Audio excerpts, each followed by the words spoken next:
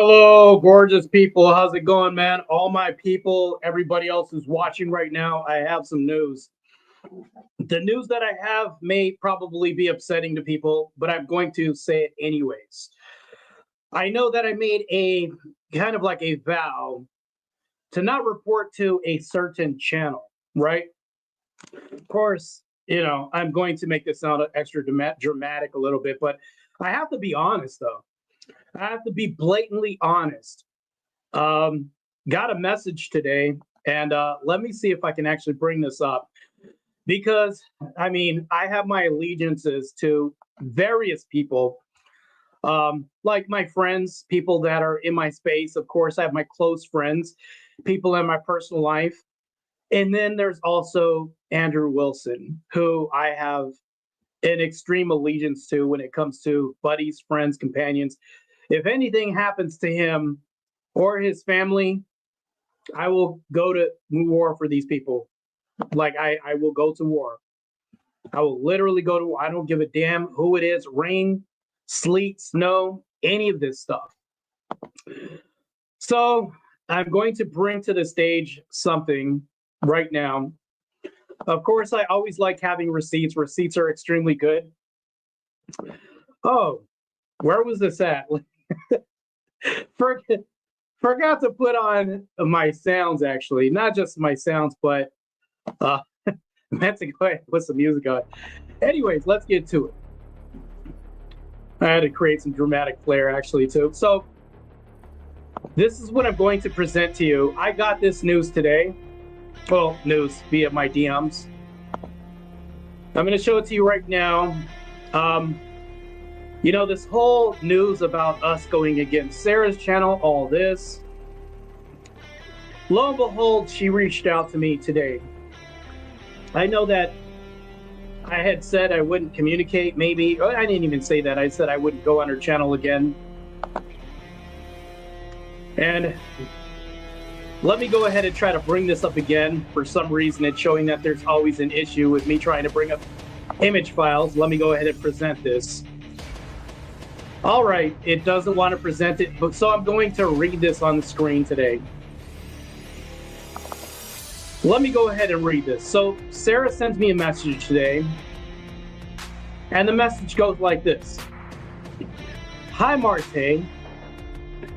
I have two people who want to do a debate next Monday. I thought that there was this division between the Crucible and you aren't going to do business. You know that Andrew's one of my best friends.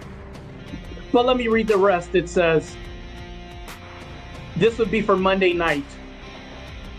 And the topic of this debate is the Crucible misogynistic? She says, odd prompt, I know, but I guess this would be the debate that I have presented before. So, matter of fact, since I like reading receipts, let me get to the main crux of the whole issue. She says, odd prompt, I know, but I guess it's a hot topic, she says. She says it's a hot topic.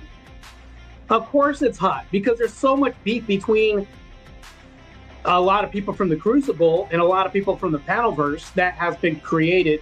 A lot of this is just spillover. And then she says, would you be interested in taking the no position on? Of course.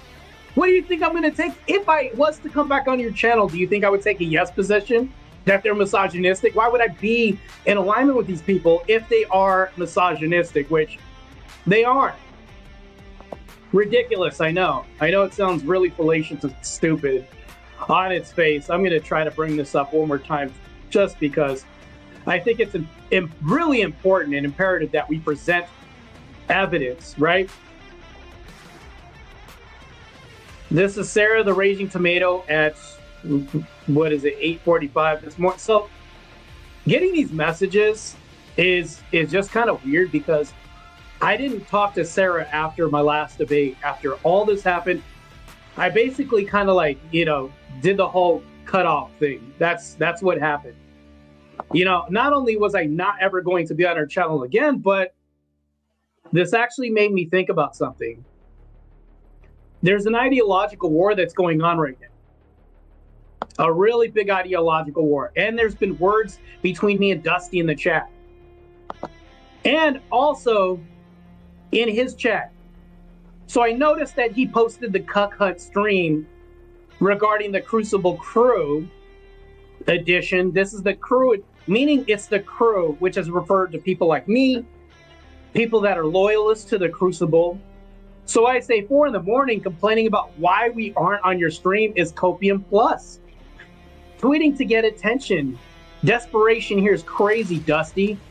None of us are concerned about your words. Cries in the dark at best.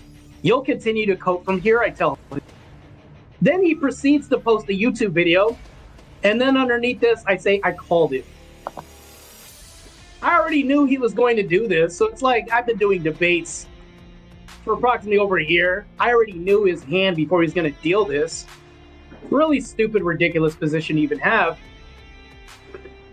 But now because I'm presented with this, I'm kind of furious at the fact that they have the audacity to even say, hey, we're going to challenge you to this debate. So you know what? Fuck these guys. Honestly, just going to say fuck these guys. So this is going to be a declarative event that I'm going to lay out there for my people who are, I don't even know what to call them, the edgeites. Everybody who's a subscriber to On the Edge. Let's get to it. And I'm going to make this announcement really quick. Let me go ahead and minimize this real quick. Not trying to be super ultra dramatic here, but I have to read this off to you because I have to make a declarative statement right now. You know what? I could play this, but I'm going to do this instead. Let's get busy, crew.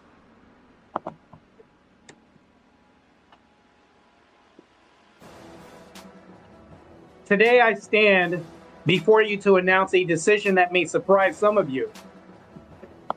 I have chosen to break my self-imposed blacklist, to step out of the shadows of restraint, and to march into what some may call enemy territory.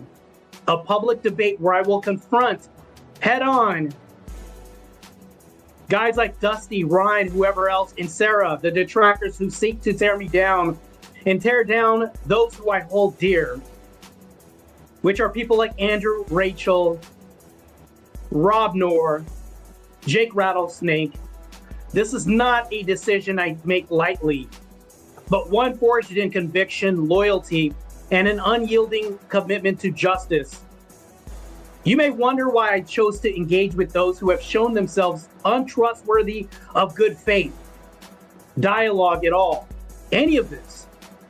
Why would I risk stepping into a lion's den where the moderator has shown shady tactics and bias? Where these scumbags who I hold no allegiance to often have words that are often twisted and intentions maligned against me, Andrew, Rob Noor, Jake, and everybody else. Matter of fact, let me take Jake's name out of this because his name isn't been uttered once. I'll give them that. The answer is very simple. My friends, those who have stood by me, who have fought for truth and reason alongside me, are under attack. Their names are being dragged through the mud, their integrity questioned, their voices silenced by a chorus of detractors who thrive on distortion and division. I, Marte Reyes, cannot and will not stand idly by while those I cherish are slandered. Sarah was going to have this debate, whether or not I showed up or not. You might as well throw blows of the people who you accuse of being misogynistic. That'd be I and everybody else. I could care less about anybody else. These people are meaningless to me. This is not about seeking glory or chasing conflict for its own sake. Like I said, they're meaningless to me. I can give a damn about these people, but I will say this. This is about standing up when it matters most. To those who question why I'm going back on Sarah the Raging Tomato to do a debate, to remain silent, to hide behind a blacklist that I imposed myself temporarily even, no matter how justified it once seemed, would be to betray the very principles I even hold dearly.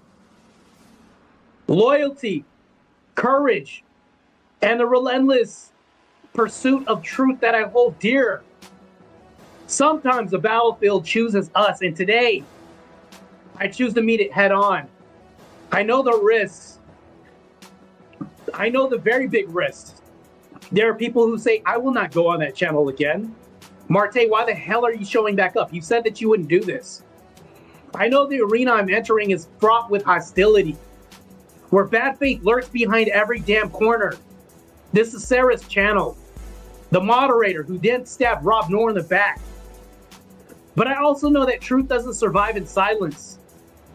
It thrives in the fiery field of debate, in the clash of ideas, in the courage to stand tall against those who would rather tear down rather than build up these liberal lefty scumbags, i.e. your Dusties, your Ryans, who's never won a debate and gets dunked on.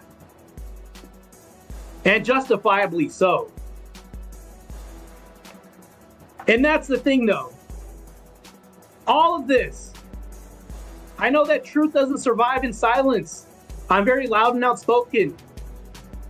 And the courage to stand tall against those who would tear down rather than build up, i.e. those people I talked about. My friends, they deserve a defender. Even Andrew Wilson, who can handle his own damn self. Rob Noor, who can fight for his own purpose and cause. My friends can handle themselves. But they deserve a defender as a friend in me as well too. And I will not let them face this alone. I give a damn. So I will go to war, not with weapons of malice, not the same weapons they use, cheap, dirty, bad faith tactics, but with armor of reason, which they don't have, logic, which they don't have, a Christian ethos, also, they don't have that either. The shield of loyalty, which they call me a cuck for, which they call me a person that belongs in a cult for, because Andrew and Rob are friends. This isn't a damn cult. This is loyalty. Anytime you have a Judas in your circle, you have to out these people. I don't care. Like I said, the armor of reason, the shield of loyalty, the sword of truth. I go to show that these detractors of my friends cannot intimidate us. They cannot silence us. They cannot break the bonds that we forged through shared struggle and shared ideals. The Christian ethos will be untampered. They have nothing against me, nothing against Andrew, nothing against Rob that will form and prosper. None of this will. It's just slander, stupidity. These people are screwed, ideologically just screwed. Inevitably, they will fall. This debate is not just the defense of my friends. It's a stand for everybody who believes that ideals should be met with slander. Not with slander, that character should be judged by actions, not these rumors that we have. There's a lot of gossip on that side of the aisle. I'm not partaking in any of this shit. I don't back down from any of these people from the Tomatoes channel. I don't back down from Sarah, although she's never engaged in me fallaciously once. That's the thing though. I will say this. Let this be a message to those, Dusty, Ryan, whoever's watching this right now. Let this be a message to those who oppose us. You may have the numbers because my channel just broke 1,000 the other day. You may have venom, which is just slander and gossip, but you will not have victory. You will not have truth. We have the Christian ethos at our side. None of this that you have today is truth. Not today, not while I draw breath. I step into this fight not because I love conflict. Well, I also love I really do love conflict, but because I love my friends. I love what we stand for. I love our Christian ethical system. And when the dust settles, let it be known that we did not back down. We did not cower, and we did not let lies triumph over the truth. Thank you, my friends. Let's fight the good fight together and destroy these fucking scumbags where they stand which will soon be where they lay. I engage in combat. This fucking panelverse will not stand the test of time. I'll tell you that. We can talk about an ideological group that they have. But I will say this, though. I'm going to war against this damn fucking panelverse people. I don't give a damn who it is. Dusty, I've taken you down before, and I'll do it again. Ryan, you're easily destroyed as the public's piñata. Literally a paid bot, so that way people can take you off the stream because they're tired of hearing your rhetoric. And as far as Sarah's concerned, yes, I'll take this challenge. Because the mere mention of this prompt is slanderous towards my crew. And I will go to fucking war against you guys. I don't care. This will end one way or the other, but it will be victorious on my end. And this is going to happen. They have no room to stand when it comes to this. And I will go to war against these people. I don't run from debates. And I know I broke a personal vow when I said this, when I said, hey, I'm going to war against Sarah and I'm agreeing to this. Yes, this is also going to war against Sarah too.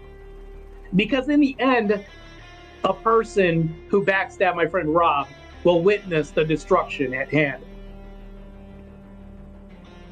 I will not only have an amazing, badass debate partner. Good luck to you guys in the panelverse. Good luck. I wish you the best. I honestly wish you the best. All Dusty does is throw shots on his channel. It's mainly a coke fest. Ryan lies in the dark until it's time to come out as a moderator. He'll come out as a moderator and say, oh, but you know what? It'd be 5 more minutes before I get dropped. That's his role. That's all you do. Ryan's easily destroyed. They don't have Christ. They don't have a Christian ethos. None of this stands up. None of this. None of this stands up. So I will address this. So you're a part of the panelverse. You get on panel shows. You've chatted. It's a fucking panelverse. It's the same argument they make towards Antifa. Yeah, you show up even arguing against them. You're part of Antifa because it's an idea. It's not a group. What I'm arguing against is the idea. These people who bolster this idea. These people who backstab and talk so much shit. It's just insane. A lot of people have skills. A lot of people have a lot of issues who are going to meet together on one accord while I destroy the shit out of these people. They will be exposed for their rhetoric. I've seen on everybody else's timelines who aren't aligned with the Crucible. You guys want to worship your fake Sky Daddy. I see this often. I laugh. I actually laugh at this. This is actually really entertaining to me when I hear people laugh at all this bullshit. And I am holding an open panel because I know that maybe people have things that they want to say. Let me go ahead and put this link in here.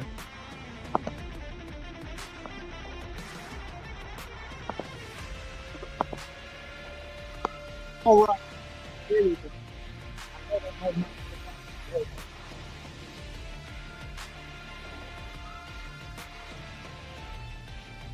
The link is in the chat. I will say this again, and I'm going to say it because my mic was not connected like it should have been. I'm just going to say this really quick. I'm going to repeat this one time only because if my opponents and my detractors want to clip this out of context, they can if they want. That's all they do. They're really good at doing this. I'll repeat it one time and one time only, and I'm not saying it again. Today, I stand before you to announce a decision that may surprise some of you. Joe Cool, I see you in the chat laughing. I'll bring you up after this. Give me 2 minutes. Today, I stand before you to announce a decision that may surprise some of you. I've chosen to break myself and post blacklist to step out of the shadows of restraint and to march into what some may call enemy territory, a public debate while I will confront head-on the detractors who seek to tear down those who I hold dear. Which is Andrew from the Crucible, Rob Noor of the Crucible, and Jake's also a close friend too. This is not a decision I take lightly, but one forged in conviction, loyalty, and an unyielding commitment to justice. You may wonder why I would choose to engage with those who have shown themselves unworthy of good faith dialogue, which why would I risk stepping into a lion's den where the moderator has clearly shown bias in the past and stabbed Rob in the back, where words are often twisted and intentions maligned? The answer is simple, my friends. Those who have stood by me, who have fought for truth and reason alongside me, are under attack. Their names are being dragged through the mud, their integrity questioned, their voices silenced by a chorus of detractors who thrive on distortion and division. I, Marte Aurelius, cannot and will not stand idly by while those I cherish are slandered. This is not about seeking glory or chasing conflict for its own sake. This is about standing up when it matters most. To remain silent, to hide behind a blacklist that I temporarily created, and I said publicly that I won't be on Saras' channel again in the foreseeable future. No matter how justified it once seemed then at the time when I said this, would be to betray the very principles that I hold dear. Loyalty, courage, and the relentless pursuit of truth. Sometimes the battlefield chooses us, and today I choose to meet it head on against Sarah in her quote-unquote panelverse. I know the risk. I know the arena I'm entering is fraught with hostility, where bad faith lurks behind every damn corner, especially with a biased debater who stabbed Rob in the back once again. But I also know that the truth doesn't survive in silence. It thrives in the fire of debate, in the clash of ideas, and the courage to stand tall against those who'd rather tear us down rather than build us up or be with us. My friends deserve a defender, and I will not let them face this one alone. So I will go to war, not with weapons of malice, even though I have some malice. Anybody who strikes against my friends or stabs Rob in the back, yeah, there's a little bit of malice. But with the armor of reason, the shield of loyalty, and the sword of truth, and a Christian ethos, I go to show that these detractors cannot intimidate us, cannot silence us, cannot break the bonds we forged through shared struggle, shared ideas. This debate isn't just a defense of my friends. It is a stand for everybody who believes that ideas should be met with ideas. All these ideals that we have, not slander. The character should be judged by actions, not rumors. That's all they do. Let this be a message to those who oppose us. You may have numbers, you may have venom, but you will not have victory. Not today. Not while I draw breath. I step into this fight not because I love conflict, but because I love my friends. My dear friends who I'm loyal to. And I love what we stand for, which is the Christian ethos. And when the dust settles, let it be known that we will not back down. We did not cower at all. And we did not let lies triumph over truth, which is all they have is lies. Let's be honest. Thank you, my people, and let's fight this good fight. Destroy their scumbag asses. Together to destroy these scumbags where they stand, which soon will be where they fall. I'm going to bring up Joe Cool. Obviously, you guys probably know who that is. Seen this character before, laughing, smoking on panels.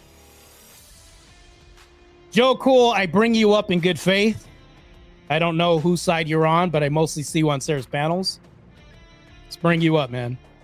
Yeah, oh, I don't do the. How you doing? I don't do the choose sides, and I can prove that because, well done. I didn't know you had them kind of skills. What skills are you referring to, Mr. Cool? I am talking about, first of all, just the cynicism and sarcasm.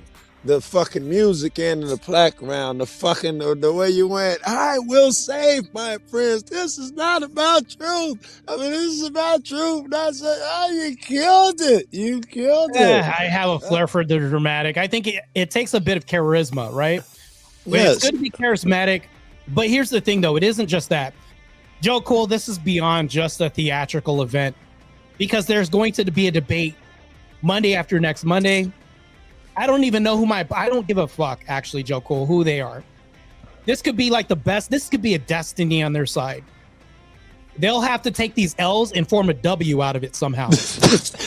That's literally what they're going to have to do. They're going to have to rearrange the alphabet and put two capital L's together to make one somehow. That's literally what they're gonna have to do is manufacture a W. Do y'all That's got basic something this may planned, seem. or you're just saying if it ever occurs, or y'all got something in the works? Yeah, it's happening the Monday after next. I'm going to war with Sarah Tomato in the whole quote unquote panel versus whoever this is. Who would be the debaters? You know, I want to establish skills. Like I said, I believe Flo is absolutely skilled. After Flo, you know, who do they got? And who was in y'all lineup? I mean, Flo's gonna get destroyed by me, and let alone Flo's gonna get kick wrecked. your ass. Stop it. Flo crush This you, is an man. easy W. Joe Cool, stop. You stop capping. You already know what deal it is. You know what Who the deal else? is? Flow State is going to get destroyed if they pick him. If they have to. come on, He's the this is best NBA Finals. This is They like the have to NBA pick Finals him. of debate. They need to get their MVPs in line. Hopefully, matter of fact, Joe Cool, I wish them luck. I don't wish myself. Don't wish me luck. Wish them luck. Give them all the luck they need. They can get their flows, their destinies, whoever they want. They can actually subcontract destiny to do this debate. They're going to have to get their best in order to destroy me on this debate because I have so much underlying animosity because you don't fucking attack my friends or stab my friend Rob in the back. Rob is do this around here. talented. Judas stabbed Jesus in the back, right? We ousted him. You don't think we're doing the same over here? We don't do that around here in this clique. We don't do that. None of that happens around here. Can we even talk about that, man? Well, you know, I don't know. What did she do something so horrible, Amanda? Sarah? Look, Joe Cool, I'll We give don't you an have instance. to. You have a friend. Let's say you have a friend and you're at a bar. Yeah. Your friend all of a sudden gets a bottle bashed into his head Yes. or stabbed in the back. Anything like that happens with some shards of glass from the bottle. Yes. Are you going to sit down even if your friend's in the wrong? You're going to stand up and fight. Yes, if it becomes physical. However, if my friend's being a dick and an asshole, I may let him get a little of his growing up. I may even kick in on his goof ass, but I won't let him get hurt for real. But he needs to learn a lesson. This is the field of online debate, and this is slander. Not only are they being attacked with slander, rumor, and they're using videos to warp an agenda that never happened. They're making it out to seem like, oh, nothing happened. We're completely innocent. Nothing happened on our side. We're not only not innocent, but Andrew and them are in a cult. They're evil. And Marte's a cuck. All this is being uttered by their side. I'm being called a cuck by Dusty. It sounds like a bunch of opinion and you know, not a lot of what do you call it, receipts and shit so far. Oh, there is receipts. We can't. I'm not. They can present it on their side. There was a business deal going on. Andrew canceled this with Sarah, and he said, "You know what? I washed my hands of it. So guess what? I'm one of his best friends. I'm doing the same thing." So meaningless to say, I have my friends back, Joe. That's all this is. I'm going to have my friends back regardless.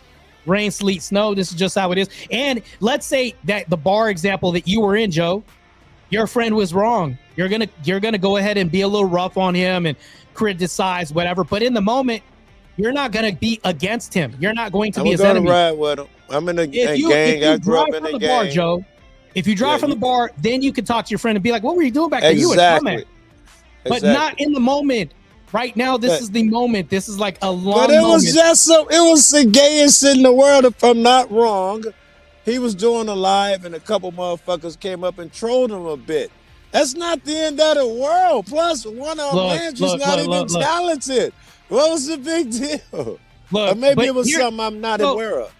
If you are a moderator and you are in somebody who is our opponent's chat, somebody who believes in a belief that we don't even have, opposite sides, that's an optics nightmare. That looks bad, right?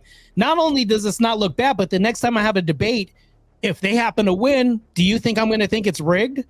Hell yeah, this is crazy. So if you have a fight between Tyson and Holyfield, and I'm going to make this something you can relate to, and the referee was hanging out at Tyson's party the night before, what would you think about that fight? Would you think that that's bullshit? I'd be worried. Right. And then here's the thing, though. That referee, this is their argument. The referee wasn't a referee at the party. He wasn't reffing the fight. This is their argument. Well, Sarah wasn't a moderator when she was in He already Detractor's territory and Dusty's You territory. strawed it a little bit. You strawed it a little bit. No. This is accurate. This is what she did. Egging it on, talking shit. Like, this is crazy. I must have missed a little bit. There were some DMs. So there were some DMs also too. Yeah. This was crazy. Like, Yeah. so me just Was being there a friend, bad blood between her and Rob? so there was a lot with the panels. So when she holds her panels, she doesn't mediate. She lets shit go over. And then when Connor was talking, I could play. As a matter of fact, I could play the footage. Okay. Some of the footage is there where she was kind of siding with Connor, and she infantilizes men. Boys, hold on. Matter of fact, let me think go that's ahead and funny. down real Yeah, quick. she does. Boys. Children. I need you. Relax, children. I love when she does that, bro. Come on, man. Like, and then she infantilizes men. Like, while I need some quiet here. While there's a heated debate going on, a discussion that they're having, you're Right. going to infantilize these men. That's crazy. Right. I dig it. Like, so all of this, and then like she's being critiqued of whether or not she's a good moderator or not. But here's the thing that I'll say. My beef is that if whoever, and I'm just going to say, I don't tell anybody to blacklist Sarah's channel. You'll never hear me say, don't go on Sarah's channel. I'm not going to say that. But I publicly said, I'm not going back on there in the foreseeable future. But then she messaged me. She said, Marte, I have a debate scheduled that's going to come up. And I was just curious if you could show up for it. While after publicly saying that I wouldn't do anything. Yeah. Like, this is what she said. Hi, Marte. I have two people who want to debate. Next Monday night is the Crucible misogynistic. That's what she said. So Joe Cool left the chat. I can't say it's a rage quit necessarily. This is crazy. This is absolutely crazy. When I zoom in, phone's been dropping the signal, been acting weird every time. I was like, I know it's not a rage quit. No, when I zoom in, I know, Joe Cool, you don't rage quit like that. But here's the thing, though. So when Sarah was having this moment, she just allowed this bullshit to happen while she happened to be present in the chat and say, nobody fucks with the panelverse. Like, if you fuck with the panelverse. I got a question. What if she was confusing. allowing that from the Crucible side? What if she was allowing the Crucible over talking people or being unfair? Would you still be upset, or would you be okay because it's occurring on your side? Like, what argument could I have against that? The same one you have on the other side. You don't want Rob being talked over. Right. You know, so and what makes it worse, Joe Cool, is this is the reason why. You know what receipts are, right? This is like evidence, DMs, video. It's on video, Joe. Yes. This is video. We literally have video of her doing this. I didn't have to see it. I assume Ryan. The reason why I'm having this debate is because I have to stomp the shit out of these people. The people on Sarah's channel, these people that are made detractors that are saying the Crucible is misogynistic. That's the title of the debate. I don't care who they have, they're gonna get stomped. What's up, Jay?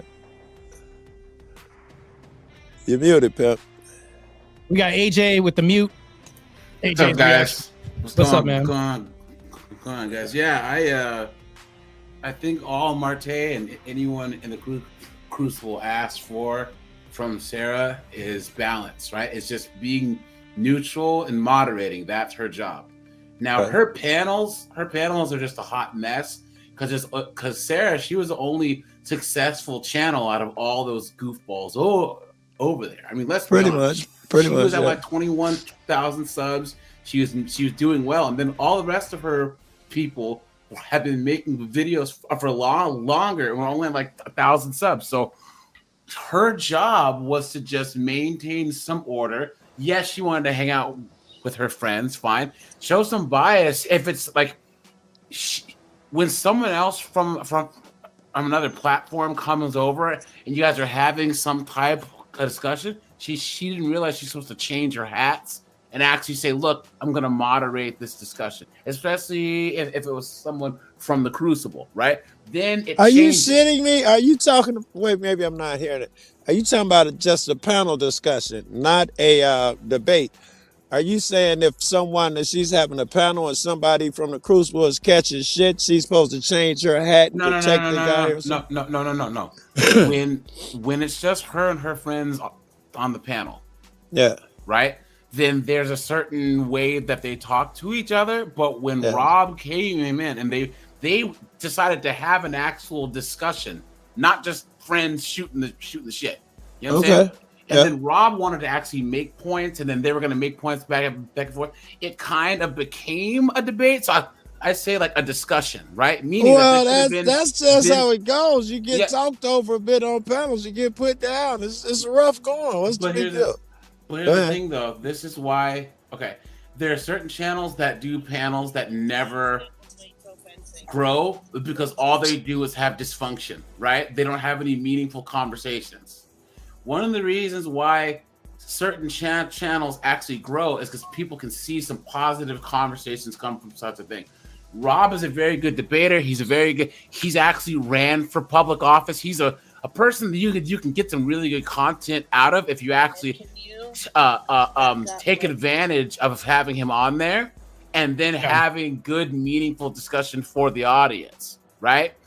I don't think that you should have a person like Rob or like Andrew or Marte over there to just kiki to people. Like I run panels on my channel. I've had people from different channels over, and even when it's just my subscribers calling in, like if Marte calls into my panel, I'm gonna have to try and like make it a little bit more. It can't be the same as when it's just me and my dude just chopping it up. You know what I'm saying? There has to be some level of decorum. What if I come in to your space? Do you have to change it for me too, or just your friends over there? Yes, because they don't know who you are. Okay, so you'd have to change it a little bit as well. Some common courtesy extended to you in good faith. Where I'm not gonna. So I don't know you, Jokul. You seem like a cool dude. I'm not going to let any of my subscribers who might be off the chain disrespect you, call you names, any of that, because that's not, first of all, that's not common courtesy. And then you didn't come to my panel to just be, you know, some of the people that are over there, just they're passive aggressive, talking mess. That's not how men talk to each other, right? And it's not a civil conversation. So yes, I read the room, right? It's my space, and I want it to be. I want to have the ability for everyone involved to have a meaningful conversation. But that's just how I run things on my channel. That's just how it works. So. It doesn't sound like that's what you're saying. It sounds like you're saying that's how I do it on mine. And Sarah should do it the same way, and if she doesn't, she should get punished. She should change her shit to suit what I think. Got punished because she did things her way. I'm not saying she should do anything. No. I'm not saying she should do anything. What I am saying is that the way she did things. Look, I'm not saying what she should do. I'm just saying that what she did is what she shouldn't have done. Yeah, I mean, so David says, what part of where you eat are some of you not getting? He's definitely right about that. That's the problem that I have. Yeah. Like if I was a referee, and AJ, that's the same comment I had. If I was a referee and I was going to officiate a Tyson Holyfield fight, what am I doing at Tyson's fight? And their argument is like, well, I'm not refereeing at this time. I'm at this party. But you understand the optics nightmare that this creates. So it's really bad. I think not only that, but I was at a party saying, yeah, Holyfield should be dropped in time. You should knock him out. Like, that's bad. Well, not necessarily. What if, upon depending who the referee here we go. was? What if? Go ahead. Yes. The referee at the Holyfield fight. What if we knew that it was Holyfield's brother? They lived under the same roof for 30 years. And at that moment, you agreed to let that person moderate the fight, referee the fight. Well, and that would be suddenly, different. But that's not suddenly that's you not even expect this that guy situation. to be in the room with Holyfield because it's his brother. That's Sarah. You know they're Flo's friends, and she got knucklehead friends when you picked her. Yeah, but you're talking about relatives versus just friends. No, but even then, it wouldn't be like the referee Yeah.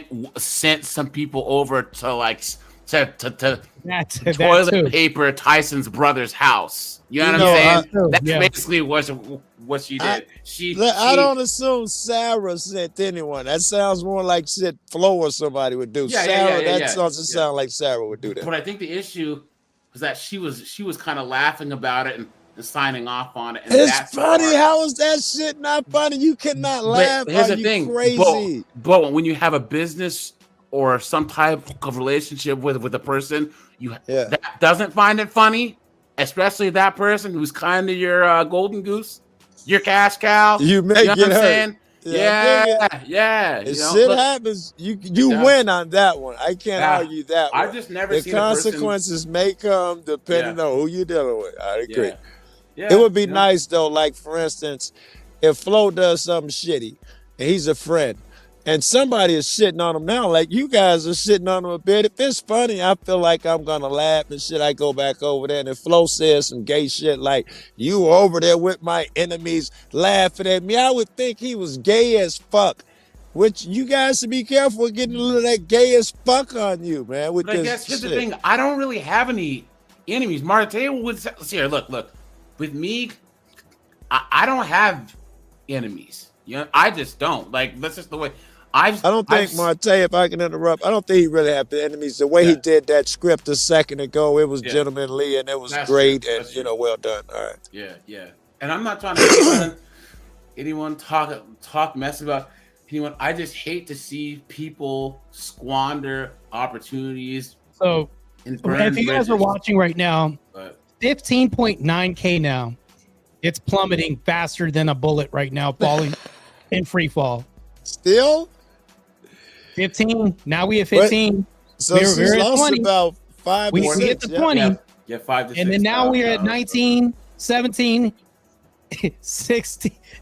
It's like the rocket countdown of the launch of the astronauts in the space. 20, 19, the evidence. Yes, that's what's happening on the channel right now. For that crime, but here's me and my hippie ass attitude. I feel like she's liberated. I know there's a great argument that this is business and you do what you got to do to get fed and shit, but I feel like it's liberated. I worry about my friend and being in a room where they can't voice their own opinion, even if they're under some type of contract. You're a cop and you can't speak your opinion. That type of shit worries me. So I don't like to see our channel take a hit like that. But I am happy that my friend is able to speak her mind again. I don't believe in that. I have to agree with some other motherfucker on that I don't think that she couldn't speak her mind before. What are you talking about? Yeah. What are you referring to? When she thought so and so was funny, she got crucified. When she thought a joke was funny against Ron, she got crucified. No. It's that she was on the stream. I don't know what happened. While they were sending people over to Rob's stream to troll him and talk all types of craziness. That was the issue. That's the thing that made. But she didn't do it. She laughed at it, right? Yes, but if it was me, I'd have just muted. I just muted the optics. The optics look bad.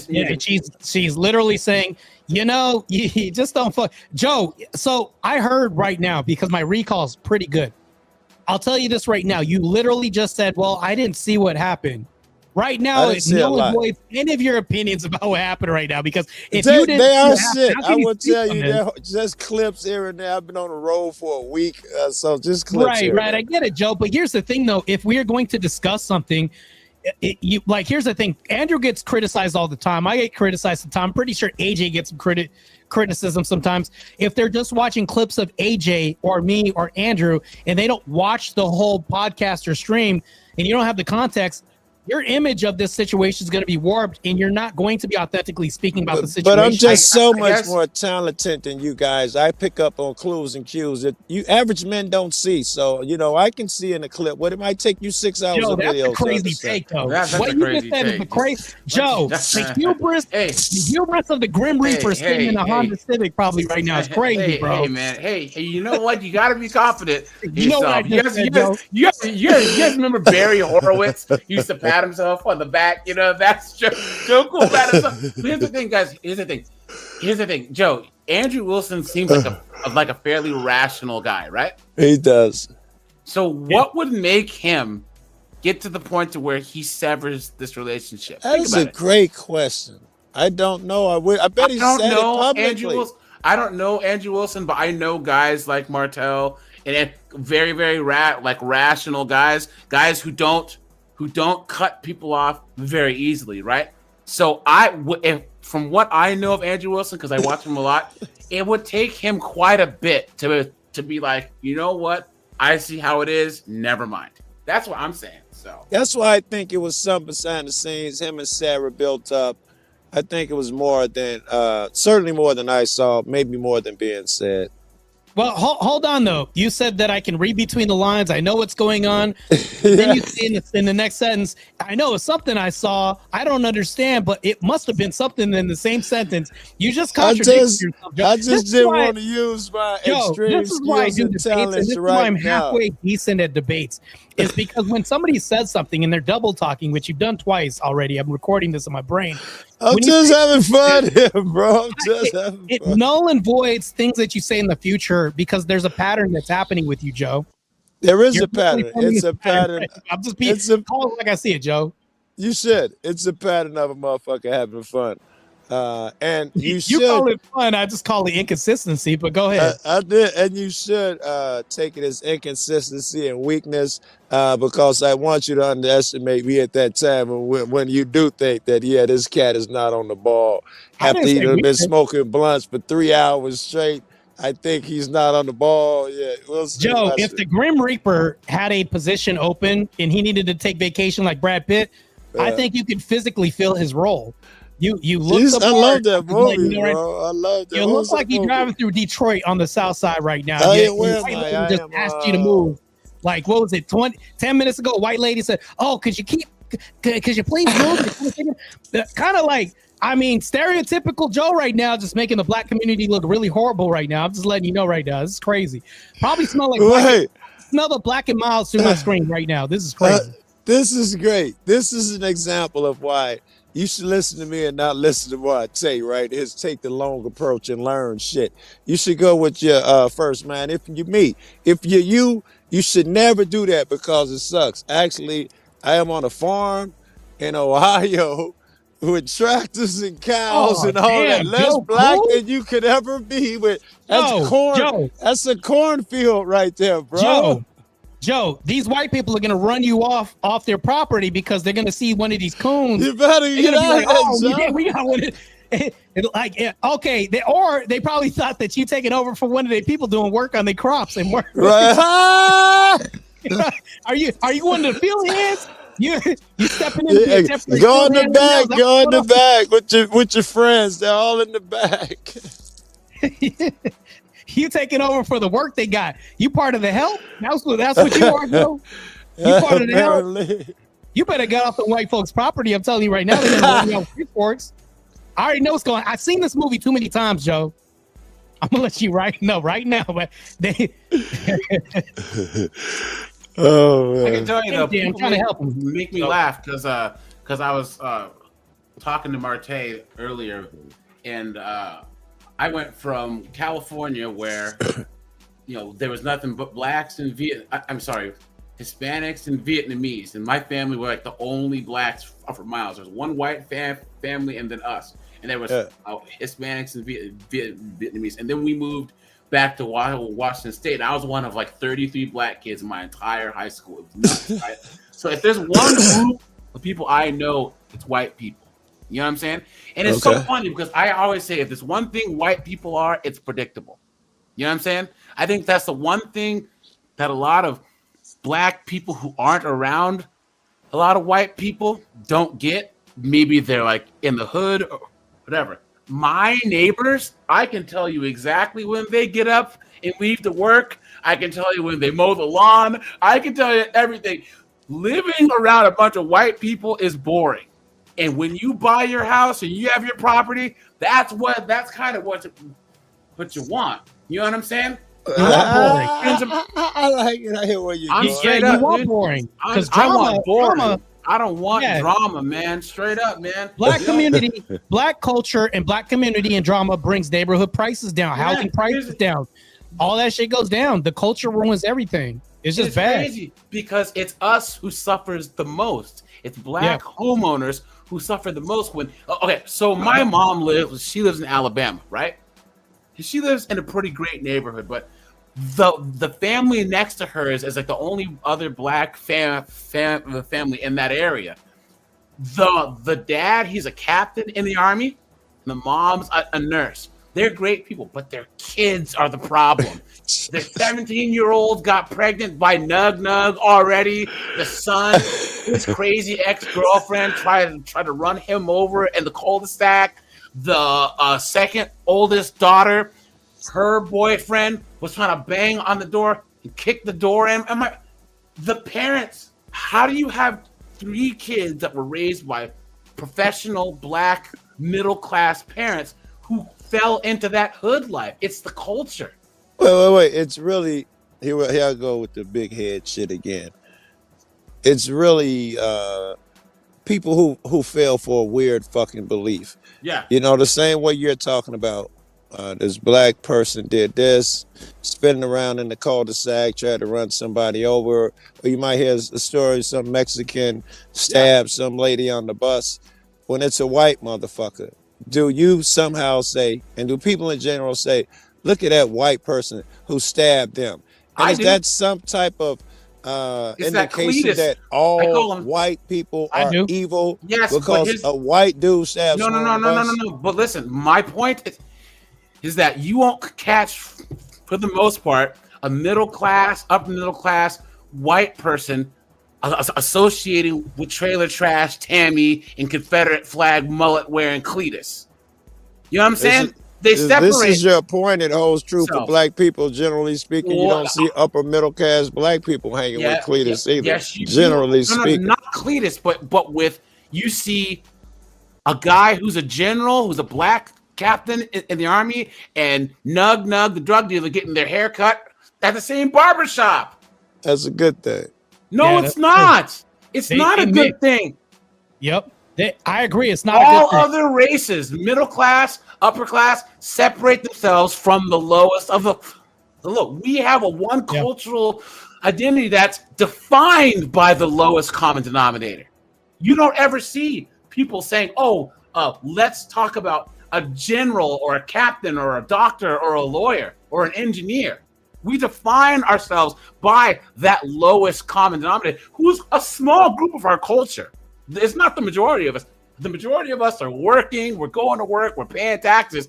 But at the same time, we'll say, hey, look, even though I'm an engineer, I'm black, let's go to the NBA YoungBoy concert. What are you doing going there? They're not doing that. Yeah, they definitely not doing that. That's crazy. So until we can fix that, I don't think that things will be fixed. I have a master's degree. I'm one of the only few black professional males at my job. I don't deal with foolishness. I don't define myself by the lowest common denominator, and my life is great. So, yeah, Marte, I agree. When's this debate? So it's hold on, let me bring it back on screen because I just had it on screen. I'm gonna show you the image file that I have. So I got a message today from Sarah, aka Raging Tomato. Yeah. And this is what I got. Hi Marte. I have 2 people who want to debate next Monday night. And you can see the debate prompt, right? Mm-hmm. Yeah. Is the Crucible misogynistic? So how is this not like kind of like a lowbrow shot towards us? Well, It can be perceived as like, okay, people now with this controversy, there's a point of contention people have against you, which isn't a lowbrow shot. But also, how could this also not be baked in? I can't assume either or, right? Yeah. Right. So the rest of the message reads this. She says, odd prompt, I know, but I guess it's a hot topic. Of course. Like, that's the most obvious Captain Obvious shit I've ever heard. When she says hot top, of course, the fallout that just happened, the division that was created, hot topic, like she's stating the obvious. And then she finishes by saying, would you be interested in taking the no position on that? Which is also, you think I'm going to take the yes position, AJ? Yeah. Like, it's almost like this is kind of a setup. But here's the thing, though. I don't mind going on her channel to do this debate. The reason why I don't mind doing this debate is because I love stomping the crap out of these people. I really do. I honestly do. When it comes to my detractors, I have to think about this like this. I'm showing up in enemy territory, and I'm going to assume the moderator's bias. While knowing the moderator's bias, my opposition's also biased too. But I have a plan for this. Not only is my debate partner going to be a supremely based person and really good at what they do, they're going to have to outsource or outcontract somebody like Destiny to have to win this. That's what they're going to have to, because your Dusties, your Ryan, Coder, all these other, it's not going to cut it. Yeah. Because of the aftermath of what happens, there's a lot riding on this as far as like this division, people that support the Crucible saying they're not going to be on again. So me showing up is like a can't lose situation. I have to destroy these people in debate. It has to happen. And I can't sit by idly while they're slandering and doing all this. And think about it, AJ, if I don't step up, they're going to let some fan of the Crucible step up and get demolished. Like that's an optics nightmare for us, in my opinion. Yeah. Because if they're going to say, see what we did, that bolsters our claim that the Panelverse was right the whole time. We just destroyed one of your good debaters. Like, okay, destroy me then. Yeah, And I just think that you know, once again, you're this is why I don't do debates. You have a lot more patience than I do, dude. I don't know how you do it, honestly. I would just cuss these people. I would just cuss them out, dude. I'm serious, man. Like my channel, we do discussions and everything, but as far as debates going, and I know my stuff, but like you will have like people just ad hominems and you remain calm. I have a thing where you can tell when someone's just arguing something just to be a contrarian, right? I just call them stupid. If you're stupid, you're horrifyingly ignorant, or you're stupid, or you're both, because you don't honestly believe what you're saying. There's no way. I would hope and pray for humanity that you're not this stupid. You know what I'm saying? But see, you're a bit more calm than I am, because I will call a motherfucker out real fast, you know? AJ, so. I will say this, though. Victor brings up a good point. Victor, you actually just gave a solution. That was pretty good. The thing that I was upset about that I wanted to bring up was because a lot of people are saying, well, I will not go to Sarah's channel to watch it anymore. And then I thought, if I go on there, a lot of my fan base or people that support me are going to have to go on there and watch it. But here's the thing that Victor brings up. I'm leaving this on the screen because obviously this is like IQ 200 plus right here. Him saying this is, if I dual stream this, which Sarah will let me do, you don't have to go to the Raging Tomato to watch them get the shit stomped out of them by yours truly and also my amazing debate partner. So to me, I think that also is a resolve, you know, as far as like people having to figure out where to go and not having to go to Sarah's channel or subscribe to watch this. They can then watch it on my channel, which will be streamed on X and YouTube, which is great. Yeah, that works. Hey man, hit me up later on, because I want to start streaming to Twitter also, and I have a couple questions for you. I'll if you're going to go live, I'll show up on your channel and I'll be no, just like in general, because I've been wanting to start streaming on Twitter. I just don't really know I don't know the process as well. I'm also streaming on Twitter here too. So this is on YouTube and Twitter at the same time. Hit me up later on and we'll talk offline. You know what I'm saying? So yeah, we'll figure it out for sure. Yeah. Cool. But yeah, man, like I said, I'm gonna dip, but yeah, man, keep doing what you're doing. Your channel is gonna grow, because honestly, you've hit 1,000 subs. with not really having time to put the effort into your brand and your YouTube channel. But I think now that you're taking time to actually make the Marte landing zone. This is your zone. You're building it up, dude. You're gonna straight to the moon, dude. There's nothing but up for you. And I think that people, they resonate with you because you make good points, but you don't have a lot of you, Andrew, Rob, you guys don't have that smugness that a lot of people who think that they're good debaters have. You know what I'm saying? There's a certain, I was trying to put my finger on like what makes you different. You don't have this whole like know-it-all, like condescending type of tone. You just state it the way it is. You know what I'm saying? This is the way it is. These are my beliefs. And hey, look, bring it. You take on all comers. So yeah, dude, I appreciate you, man. Keep on growing, and I look forward to you debating it, and I'll watch it on your channel because I'm not giving those knuckleheads over there any type of support. Fair enough.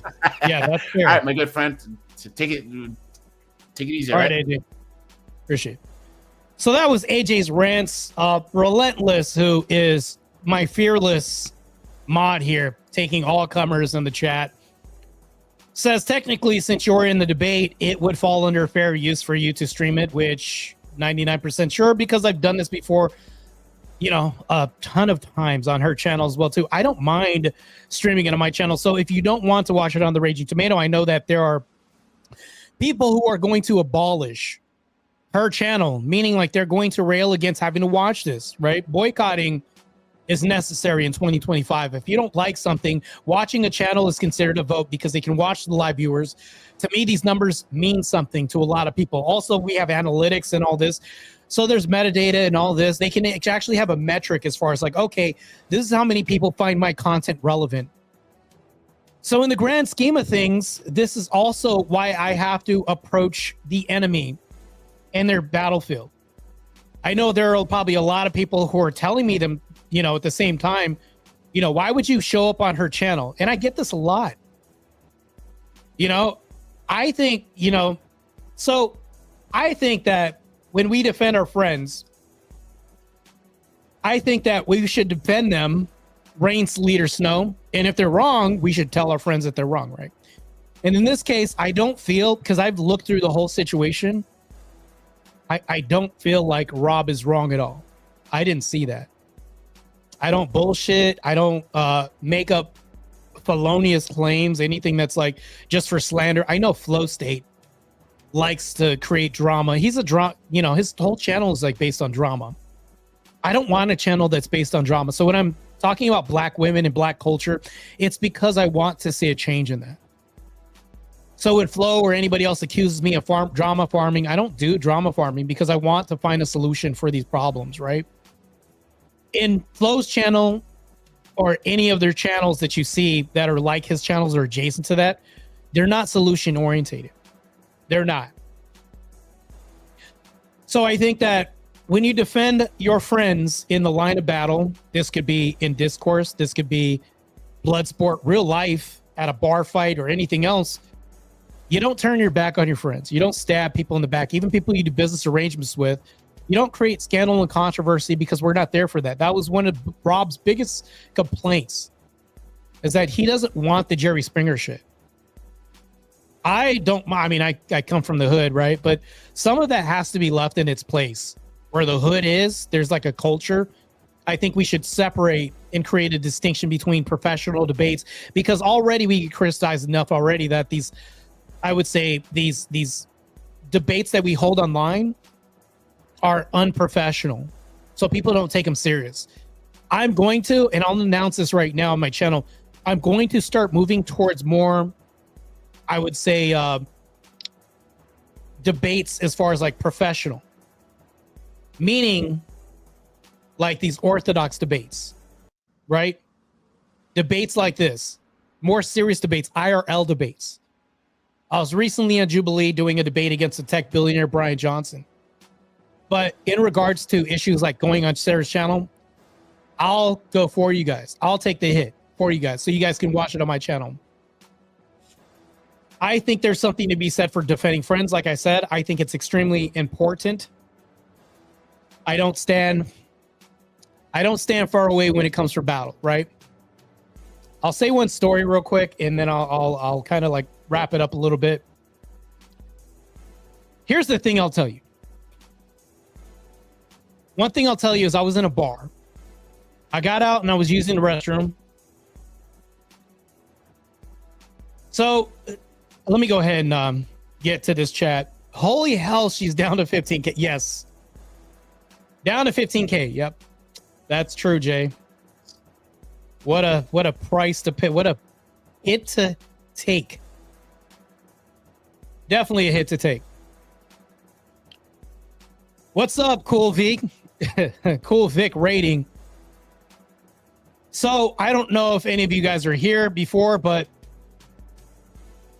I am going to war against Sarah, and I'm going to war against Flo, Dusty, and everybody else.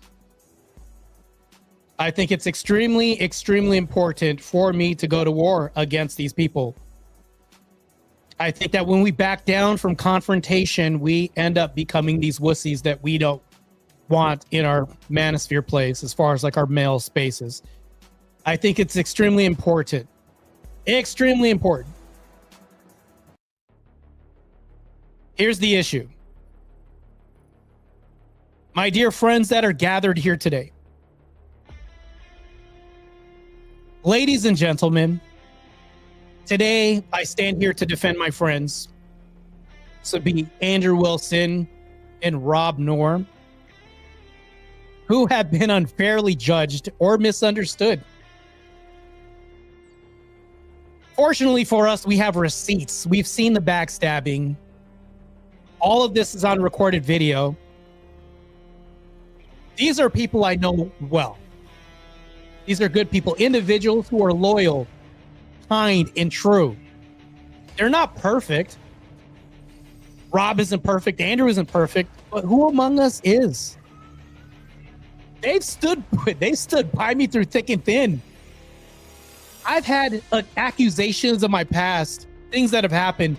Andrew went through the trenches of X to fight these degenerate scumbags who were just clout chasing. Of course, I still have that on my channel. Who amongst us is perfect? Ask the first stone. They've stood by me through thick and thin. I'm not going to stay silent while their character is being questioned or attacked. This is why I'm going into this debate with Sarah. None of you have to go to Sarah's channel to watch this debate. Come to my channel and watch it. I'm going to dual stream as I kick their fucking asses. So those casting doubt, this would be your Dusties, your Ryans, who never win debates. I ask, have you taken the time to know Andrew or Rob or any of these people? Other than they're just Christian people. To see their actions, to see their hearts, their intentions of these good men who have nuclear families, traditional families and households, yet you rail against them. Roma talked about Andrew's wife, yet she is unmarried yet. Doesn't have a family, from a broken family, creating another broken family. But you want to go ahead and rail against Andrew and his family with a father and a mother. What we want to be mapped onto regular society. My friends are the ones who lift others up.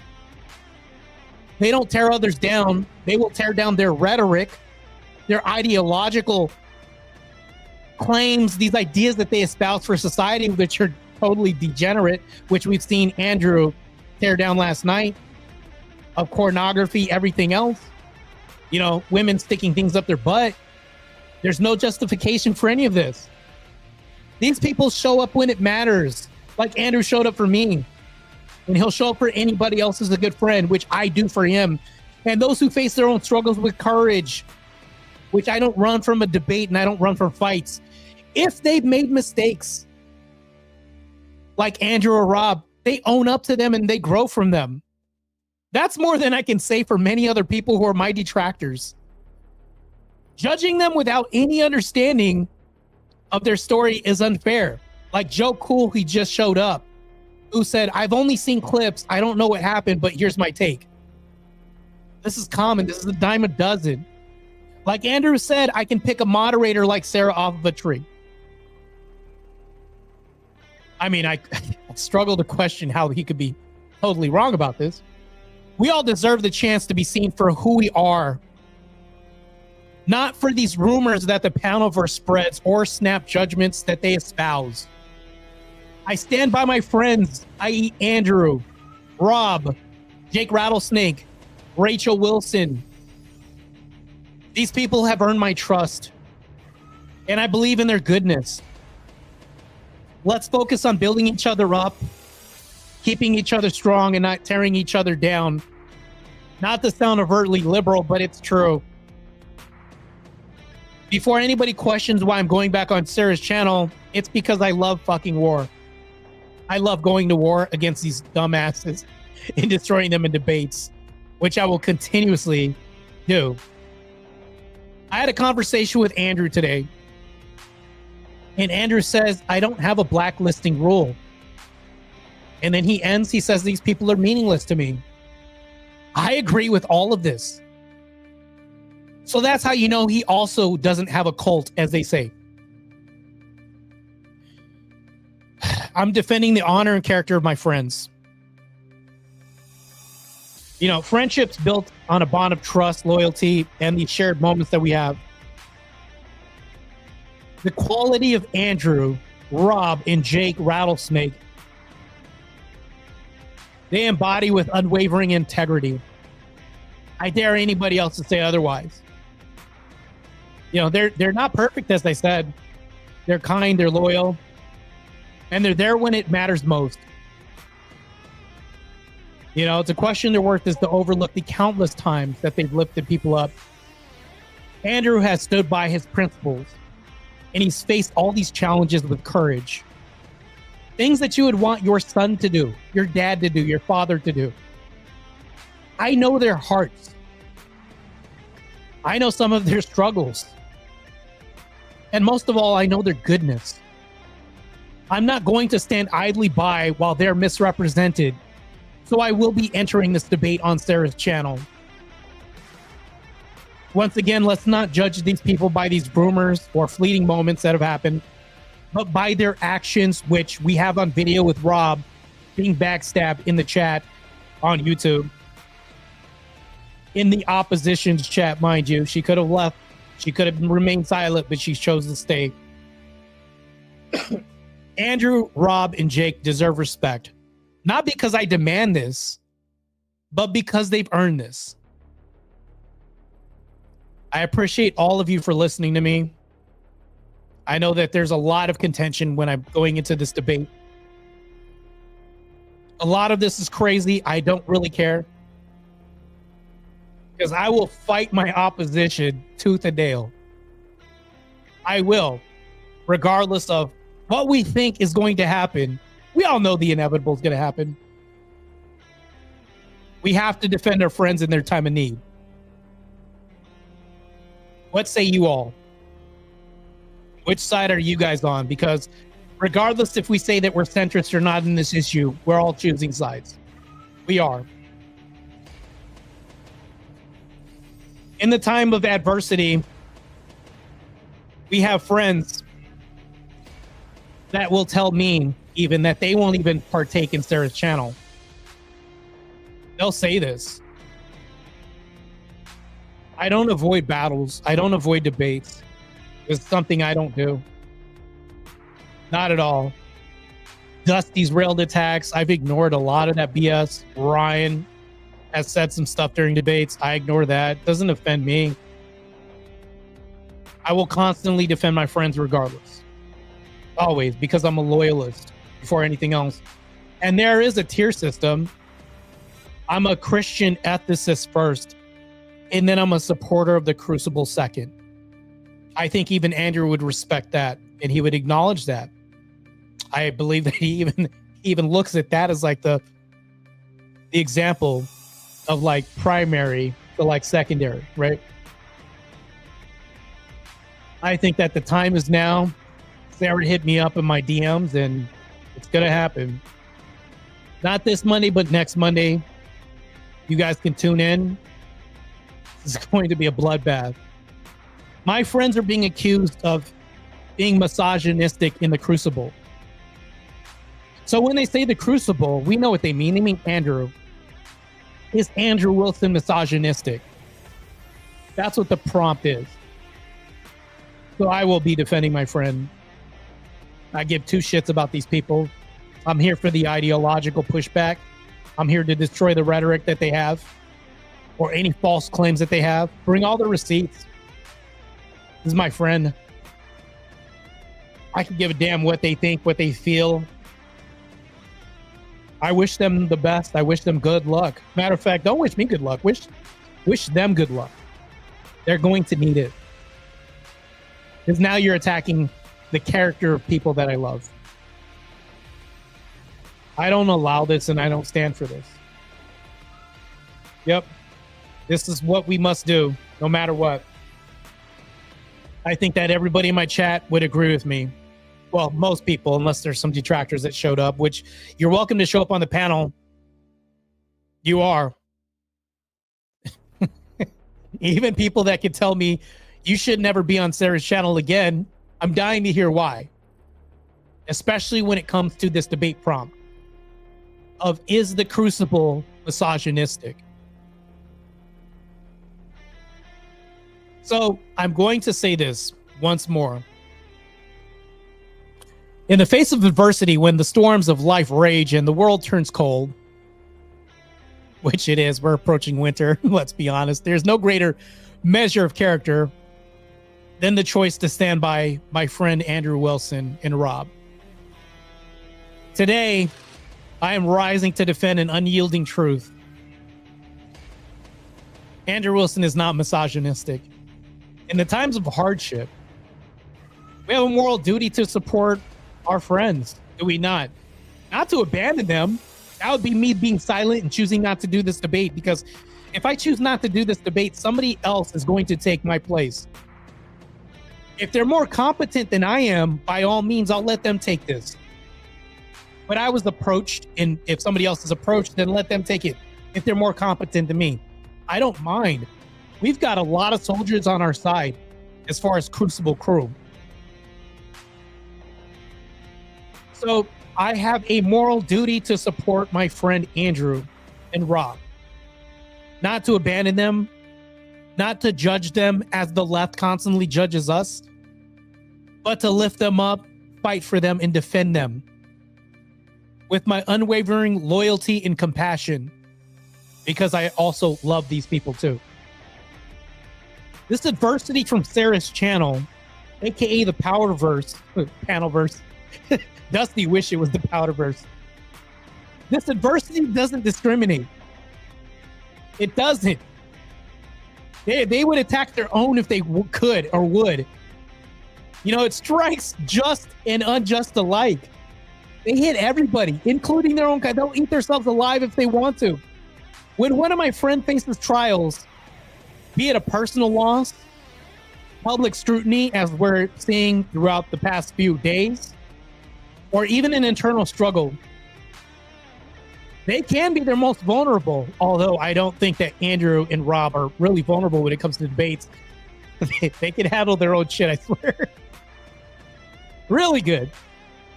I mean, to turn away in these moments that we have is to portray the essence of friendship that I have for them. You know, as the philosopher Aristotle once said, a friend is the second self. I see some of me and Andrew as far as, like, you know, our goals, where we see our future. To forsake a friend in need is to forsake a part of ourselves, to diminish our own humanity as we see fit. And I don't look at life like this. Consider the alternative, Sarah Tomato in the Panelverse. A world where we abandon those that we care about when the going gets tough. Such a world needs isolation. It breeds this. And it breeds a lot of distrust and despair. But when we stand by our friends, we build bridges of hope and resilience. Lord, have mercy on their souls. We say to them, you're not alone. We say to the world, loyalty is not a fair weather commitment. It isn't. This is not mere sentimentality that I'm bringing here because I just want to have my feels here on this string.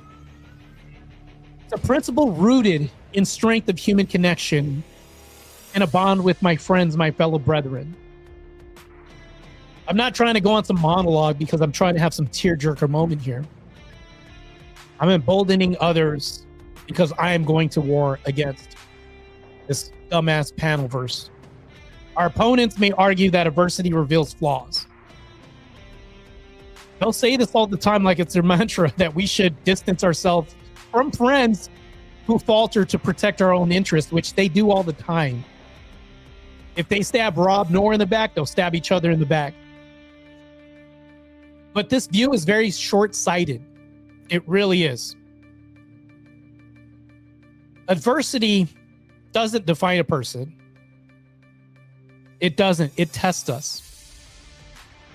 It tests them and it tests us too. Our courage, our empathy, and our integrity. You know, I believe in Christ. And to stand to a friend or stand by a friend is to believe in their capacity for redemption, growth, and resilience, as Andrew did for me. It's also to recognize that none of us are perfect, as I've said before, and all of us at some point will actually need a hand to hold, a friend at our side, because we are in the middle of an ideological war. It is a war that will be fought. I'm on the front lines doing this. I know a lot of people talk all the time, but they don't have shit for a solution. They don't go in these trenches. They're in the comment section firing Hail Marys, hoping something will land. It's what they do. We don't do that. I actually embrace a debate against an opponent anywhere. Never turn down a debate. If I get destroyed, it's just a learning lesson, but this won't be. In history, we'll see the power of such loyalty. We've seen it. I mean, people like Nelson Mandela faced like decades in prison. His friends and allies didn't abandon him. They fought. They rallied. They kept his cause alive.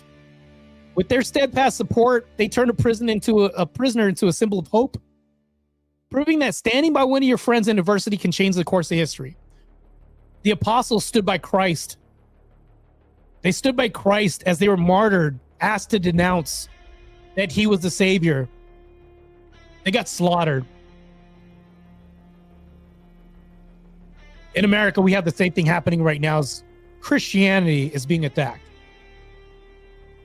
It's what the left is constantly doing this. We've seen a St. Andrews debate last night as Christianity was being attacked full steam ahead. Christianity will constantly be attacked as we will constantly be viewed as the underdogs. Islam's entering our country and so forth. Leftist becomes a religion in itself to some degree. So let us ask ourselves, what kind of world do we want to build? One where we scatter at the first sight of trouble, which I'm not doing, which is why I'm also accepting this debate, or one where we stand shoulder to shoulder, unwavering in this commitment to those who call our friends, who we call our friends, my friends. I choose the latter. A world of courage, compassion, and connection, and also based-ass family values that they hold as well, too. Let's be honest here. I mean, in closing, defending a friend in adversity is not just a call or an act of honesty or loyalty. It's an attack. It's an act of defiance against despair. It truly is. It's my declaration that we are stronger together, that no storm can break the bonds of true friendship. Let's stand firm, defending our friends. Defend the very heart of what it means to be human. Thank you. I appreciate everybody that's in the chat. I appreciate everybody. Back to the chat. Has Ryan ever won a debate against his... Ryan couldn't win his debate against the paper bag. Of course, Blooded Logo says Nelson Mandela was a copy, but my whole point was what you needed to listen to. So that's what I'm saying. Good to see you guys. Buddha, it is the Pratleverse. Wickmoto says, never turn on your true allies. Sometimes you need an army to affect change, not one step back. Gotta hold the damn line. We do, man. We gotta please hit that like button. Oh shit, not the panelverse. Not the panelverse. Hit the like button because, I mean, Cool Vic said you're gay if you don't hit it. So, don't want a lot of gay people in my chat. So, we're all behind you guys.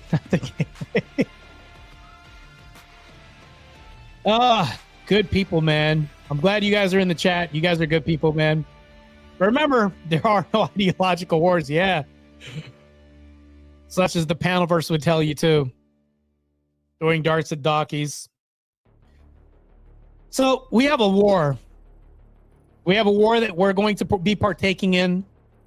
And Sarah is going to feel the wrath of me and my debate partner. Hopefully, they're ready for a shitstorm. Because I'm not going to be nice. You fuck with my friends. You're fucking with my family. And this isn't like a Vin Diesel trope that I'm uttering right now. Yeah, let's go, man. Let's go. Gotta tweak the location of that light, bud. Which one? Is it the one in the front or the back? Been trying to figure out my setup. I'm gonna get it right, just right. I don't know. I thought about getting a green screen, but you know. Cool Vic says, I can't believe the prompt is, are the Crucible misogynist? She's an overt feminist now. Good point. Unfortunately, I'm not debating the moderator, although I think that I'm heading into enemy territory with a biased, very biased person. It comes, I mean, you stab Rob in the back. How do I know you're not going to do the same for me? I headed into a debate with Wick, who I've debated against as a moderator, with Destiny on the other side. And this is crazy. Put the light shining up from the ground or something, pointing towards the sea. Okay, let me go ahead and do this. All right, let me this guy's good. You know what? I do need help with my channel a little bit. I'm not gonna lie. Change the color. Oh my god, that's so bright. That is insane. All right, I'm just gonna leave it right there. The red light is rough. You know what? Maybe I could do the red light in a different place. How much you want to bet at least one won't even know the definition of misogynist? Yeah. Even if they say that Andrew has hate towards women or contempt, they're gonna have to prove this. The guy's married, loves his wife, stated that he loves his wife. Yeah, good luck on all this stuff. Bookmoto says tomato sauce time. Yeah, this is going to be a little rough. Sarah's catch up now. Knight says the red light behind you isn't located well. You know what? I'll fix that. We'll fix that. Gonna make this a little less rough. So I'm still working with my setup. I'm brand new, so I'm a rookie. I'm a noob. So yeah, of course. So any questions, comments, or criticisms from my chat, I'll take right now. Does anybody think I shouldn't do this debate? Is there anybody thinking that I should do this debate? I think that, you know, it's good. Put a 1 in the chat if you think that I should do this debate. Put a 2 in this channel if you think I should not do this debate. And my appearance is supporting Sarah's channel by doing this debate. Cool Vic says, how close? Hold on real quick. Let me get back to some of these chats real quick. Are you going to be streaming for a while, Marte? I want to. Yes. I could be up for a little bit longer. Cool Vic says, how close are you to being monetized? I could actively check right now. I do understand that to be monetized, you need a certain amount of hours of view time. That's also another reason why being more active with my live streams. To me, I think it's extremely important just to increase like the time that I'm getting the watch hours down. I know Sarah mentioned something. She said, hey, Marte needs to get his watch hours in, this and that. She mentioned my name. I don't know if it was on Cool Vic's channel, but it's something that I've heard, right? So I think that's something that I was behind on, was my watch time hours. I think that if I can get my watch time hours up, we'll be good. We'll definitely be good to go as far as like me getting monetized. I want to get monetized soon. I don't know if anybody knows this, but I was in law enforcement and I got terminated because of my debates. Just because of my debates was terminated because of my viewpoints. There was a lot of transformer comments I had. I'm a public figure, and I'm publicly outspoken on all these issues. Of course, our district director was lesbian. Didn't really like any of this stuff. I get called into the office numerous times, right? So, Cool Vic, let me update you real quick. So, it says you must take one of the following to get monetized.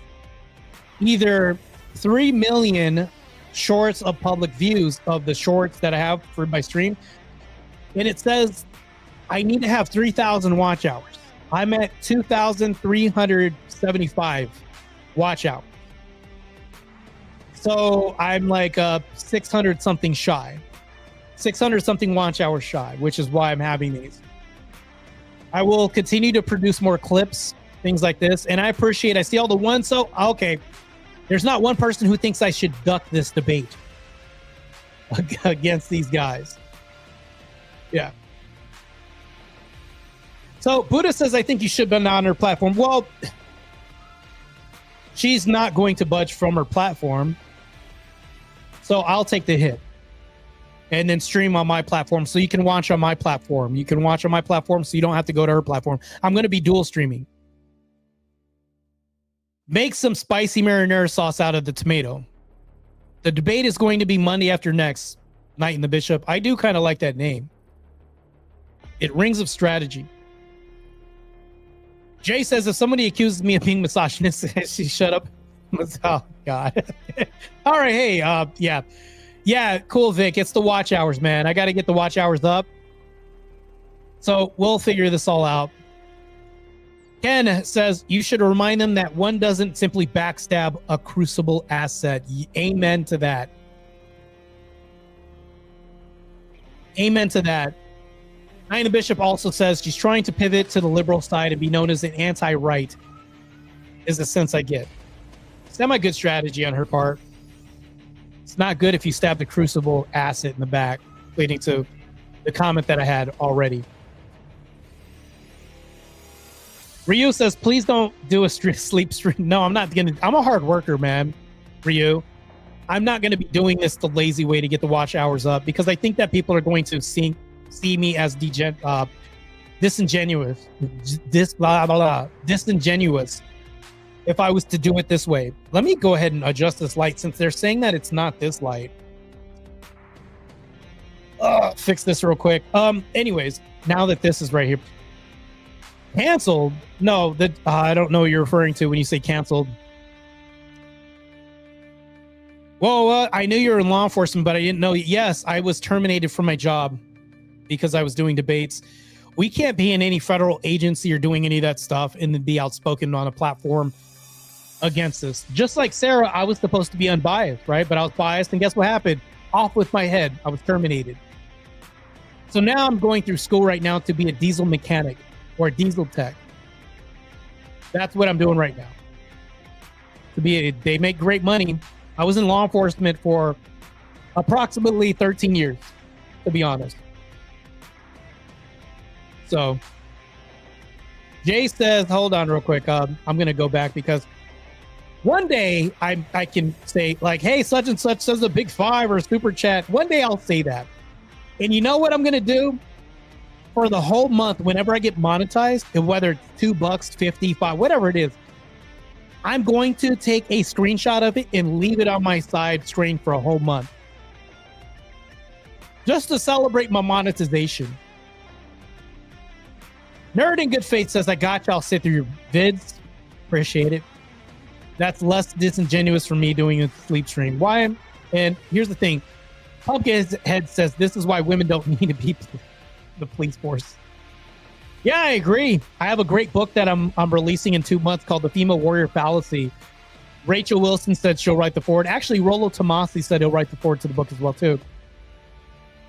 So here's Gaming Lights. He says 3,000 if it's for members. 4A is for ads.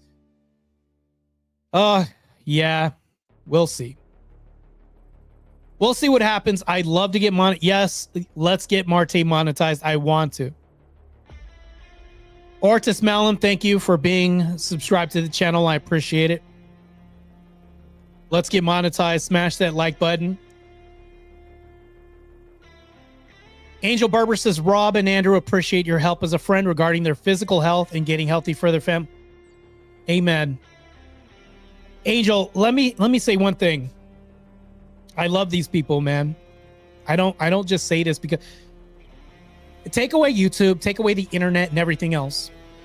Throw all this away. Let's say I just know them and there's no clout involved, no social media or anything. Although you can't prove that because I could just be saying this because nobody can read my mind, right? But absent anything else, I'm a fitness enthusiast first. Turned pro in bodybuilding in 2013. Fitness is my lifestyle. I do love giving the gift of physical health because I did tell Andrew, I said, hey, this isn't to become shredded or anything else. This isn't just for, just optics and everything.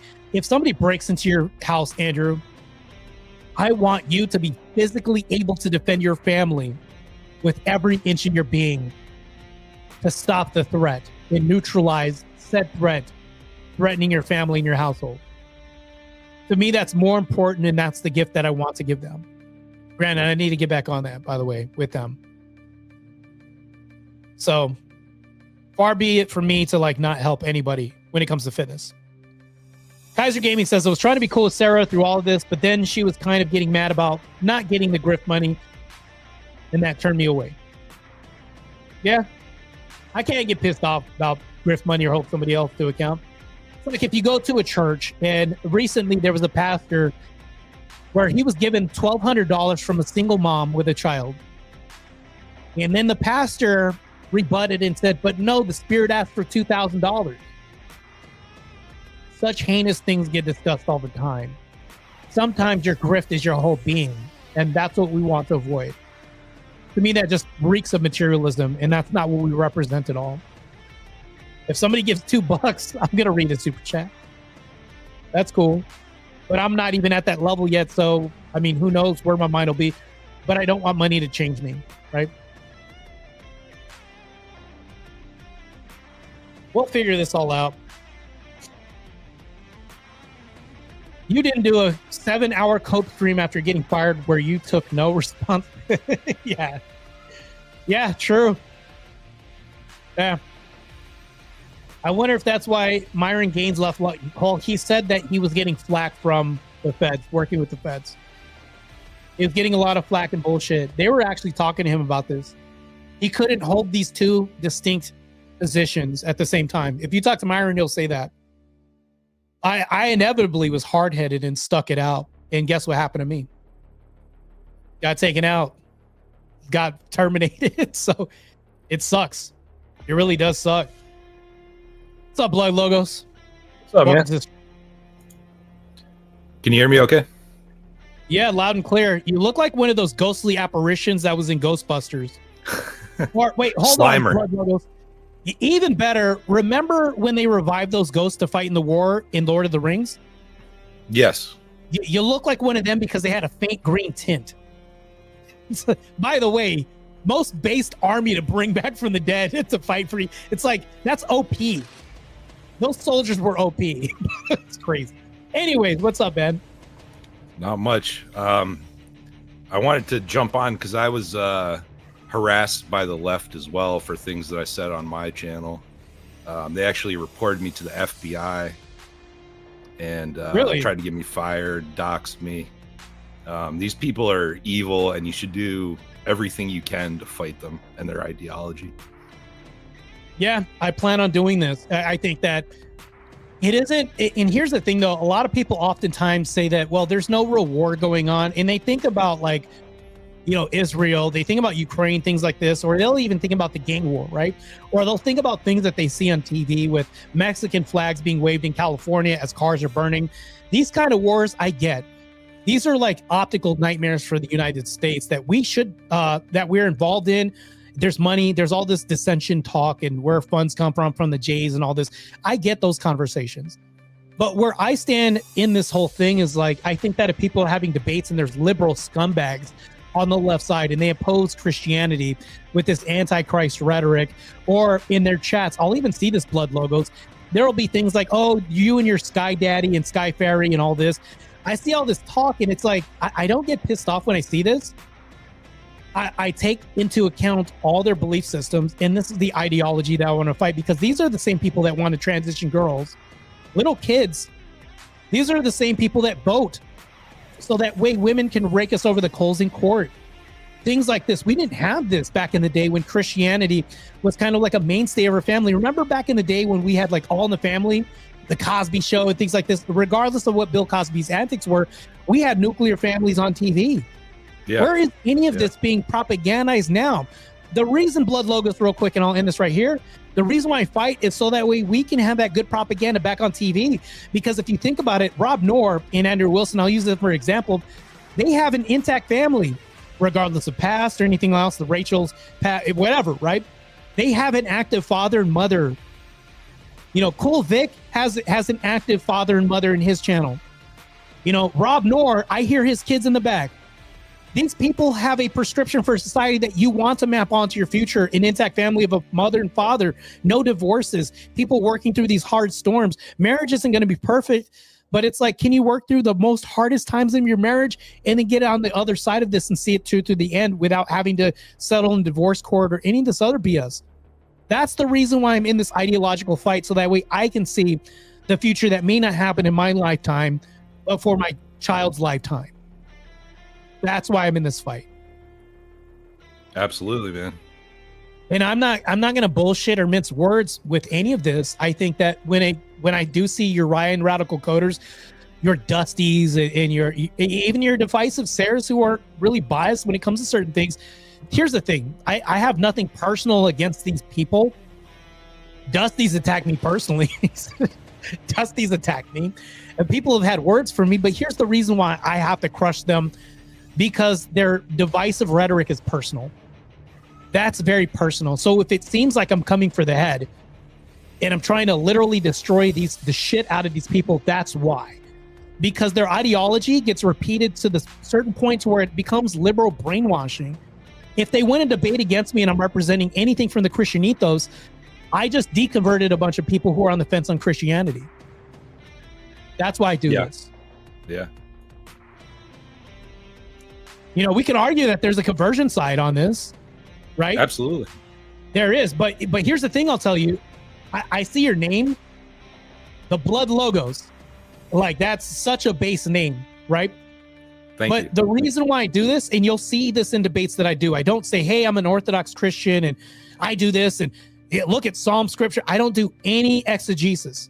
And the reason why I do this is because if I happen to get on here and do theological debates, and I get destroyed in a theological debate, I just deconverted people who are on the fence in that regard because I'm irresponsible with the rhetoric. It's such a monumental weight to wear on your shoulders. It's such a responsibility that I don't even want to bear that or carry that. People do this often. They get buried in debates representing Christianity. Screw that. What I'll do is I'll take their own rhetoric of their own debates, in this rhetoric that they have, that's liberal ideology, secular logic, and then use that against them. Yeah. All day. I mean, you would even agree, if they take their secular logic, this liberal logic that you said that reported you to the FBI, all this other shit, their own rhetoric on their side implodes absent Christ. or absent any kind of epistemic foundation, it crumbles on its own. That's why I can use their own arguments against them and show them how fallacious they are if I can turn it on its ear, right? They have no justification for morals or anything, really. So they have nothing that as a reference they can point to. There's nothing. There's no foundation. What's good to them? When even not to like, I'm not trying to proselytize on here. When Christ said, "None of you are good," it's like, so, but they'll say they're good all day. I don't even say I'm good. I'm not perfect. right. But the difference between Andrew and Rob and everybody else is like, we make mistakes and we'll own up to them. I don't see that happening on Sarah's channel at all. No. But so when I defend Andrew and the likes of Rob and even Jake Rattlesnake, if I think Jake's too likable, but that could be because Australia doesn't exist. So how can you like something that doesn't even exist? Like, so it's like, so I think about this and it's like, I can get that. I get why he's like invisible in this equation. But if I really think about like your Andrews and Robs, I would take a bullet for Andrew any day, man. If we were in like some civil war, bro, like, and we were at war and he gave me a call, I'd take the first thing smoking and I pull like a night shift outside of his house with my scope on and everything and be like, bro, I got this shit, man. You guys sleep safe. I'd literally put my, like, but how many people do you know like this? And I don't say this because of some fandom. Andrew's honestly one of my best friends. We need to build a community of men like this around us. Not because of clout, not because it's online stuff and we can get these good clips of sounding great. Because when shit hits the fan like it did on the Raging Tomato, we then saw who was really a friend and who was really a foe. This kind of exposed everything, right? Yeah. And this is what I saw. I saw people who were in chats agreeing with people who I never would have saw them agree with. And then I saw people running back to me, telling me all this information. Like, you see what I'm saying? What's done in the dark is going to come out in the light. What are you going to say? I lost my train of thought, but I really don't give a shit about. I don't know Andrew personally. I like him a lot. I watch him. Yeah. But I don't know him. I've never talked to him, so I don't really give a shit about the drama. But I think what a lot of people are missing is that they had something going on, plans for the future that weren't announced publicly. And she publicly spoke out about someone else involved. And so Andrew cut ties with her. I mean, any business owner would do the same thing if he had employees that were publicly disparaging the company or other employees. So I think a lot of people don't really realize like the whole story, and they're kind of just assuming things about it. Yeah, I think that's where you have the rumor mill. But here's my take without divulging too much. In any company, there's a certain kind of culture that you don't want, right? And you get what I mean, right? So things behind the table that are going on are affected by things happening in the front when it comes to like loyalties and like ties and showing like bias or anything like that. Without saying too much, that's literally what we're talking about here, is like a culture that we want to keep intact, to where it's not wrought with people taking advantage of other people. And that's literally what this is about, preventing that kind of culture from seeping through. And having this in a business or any organization would agree with me on this take, you know? So as broad and as me not like pointing out really what that is, you kind of get the point and the gist. Just like in any family, it's like you don't want your family to become divisive, but you also know that things can get contentious when money's involved. So that money does change a lot of relationships. It does. Oh yeah. And then when you have money, transparency and honesty are at the forefront of everything. And then once that's questioned, guess what happens? Money now becomes more of an issue than it used to be, whereas it wasn't in the first part. So, what's up, dangerous loaf of bread? Didn't have much time. Yeah, but Blood Logos, man, I appreciate the conversation, man. Yeah, dude. I just wanted to make this really short. I know it's like encroaching on 2 hours. I just wanted to make a statement saying that I am going to be taking this debate, even though I did say that I wasn't going to be on Sarah's channel, but I can't let this debate prompt be open and then let somebody else take this. Yeah, I don't think you need to justify it. Right. But yeah, no, I'm just saying because there's a lot of people. I mean, this is also to get my watch hours up. Let's be honest. I'm not pulling the wool over anybody's eyes here by saying that. It's I could be transparent with, but also genuine with saying this, so that way it's like covering two things at once. For the ones that are wondering, oh, we're boycotting Sarah's channel, why are you going to be like? It's also going to appease these people, but also this is also helping me out too. It's a dual purpose by getting my watch hours up too. So why not, knock it out of the park twice, right? So doing all this at once, it's extremely important. Red Door Woman says honesty and integrity is paramount, which I believe. And Blood, I'm pretty sure you agree with this too.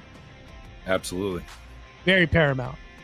So regardless of all the gossip that you or I could care less about, we're in agreement on that. I think that if you're dealing with an honest actor and not bad actors, I think that is good to have in your circle. That's why if you hang around a lot of bad people, we can get these habits, these bad habits from people. That's why when they say you hang around fourth, you become the fifth. Just really bad rhetoric, man. So it is good, even though you don't know Andrew personally or Rob personally. We develop like this parasocial relationship sometimes with people online. Oh, even if we don't know them, we kind of feel like we do. But Sarah kind of fucked up when she got into this chat and people were kind of praising her while she was listening to people demonize Rob. And to me, there's like an integrity issue of you taking part of this. Yeah. Even if we could say in a passive setting, that's still a bad, right? So that's an optics nightmare, which we can point to. And that's objectively true because you were present on this. And whether or not she said something good or bad, you were present. You could have said, no, I'm out of here. But hey, that's behind us. That's in the past. I'm not going to keep harping on the BS that happened. Right now I'm moving forward and doing this debate. So do you know who your partner is going to be or your opponents? I'm going to announce that pretty soon. Okay. I have two people right now. And if any one of these people say we're going to do this debate, they're cooked. It's already with me. I'm halfway fairly decent. But these two people, it's going to be a bloodbath, man. I hope they can outsource Destiny and contract him for this. They're going to need to. I doubt it. But they're going to need to get somebody. Dusty's not going to cut the mustard. Ryan hasn't beat anybody. He's the human pinata of any chat that he goes to because they pay to drop him. They don't like his rhetoric. He'll fight for LGBTQ and your parents to be transitioning kids and all this. It's that's weak. I don't know who they'll pick. I don't know who my opponent's going to be. But I don't even care. So it's about this ideology. They think that, and you saw the debate prompt, right? Yeah, it's a really stupid prompt. It's dumb. Retarded. It's also fallacious too of them to say, because it's think about this. This is kind of like a. It would make more sense if it was is he a chauvinist or something like that? But right. It's obvious that he's not a misogynist. So yeah, he doesn't hate women. Yeah. He's married to one that he says he loves a lot, right? Yeah. So it's come on, man. This is like a gimme almost. Insane. Ryan, of course, says James says Ryan's the human carnival dunk. Yeah, he is, man. So this will be a great spectacle. I'm going to use them as a freak show demonstration. You ever see those accidents on the side of the road where you have to slow down and turn your head to watch, and it's probably the most gruesome shit you shouldn't watch, but you watch anyways? That's what this is going to be next Monday. Do you think she came up with the prompt? That's a really good question. And let's say that she did come up with the prompt. How much more of an agenda does this expose? Yeah. Right. It was kind of obvious to me always that she's a secret feminist for as long as I've been paying attention to it. She gets that girl boss attitude, belittles men, said, boys, calm down, you know, blah, blah. So, yeah. Yeah, well, hold on. That's not even it. I think that she infantilizes men. And here's the thing, I'll even say it now. Yeah. She says that just like this. Boys. Come on, children. I need you to listen, children. Like, and that's the thing, though, is like when she says this, it's crazy. Because she's infantilizing grown-ass men who can handle their own shit. And she's coming in as like Mama Tomato. Like, this is almost like, this is kind of condescending to a certain point. You know, if it keeps repeatedly happening, it looks that way. Yeah.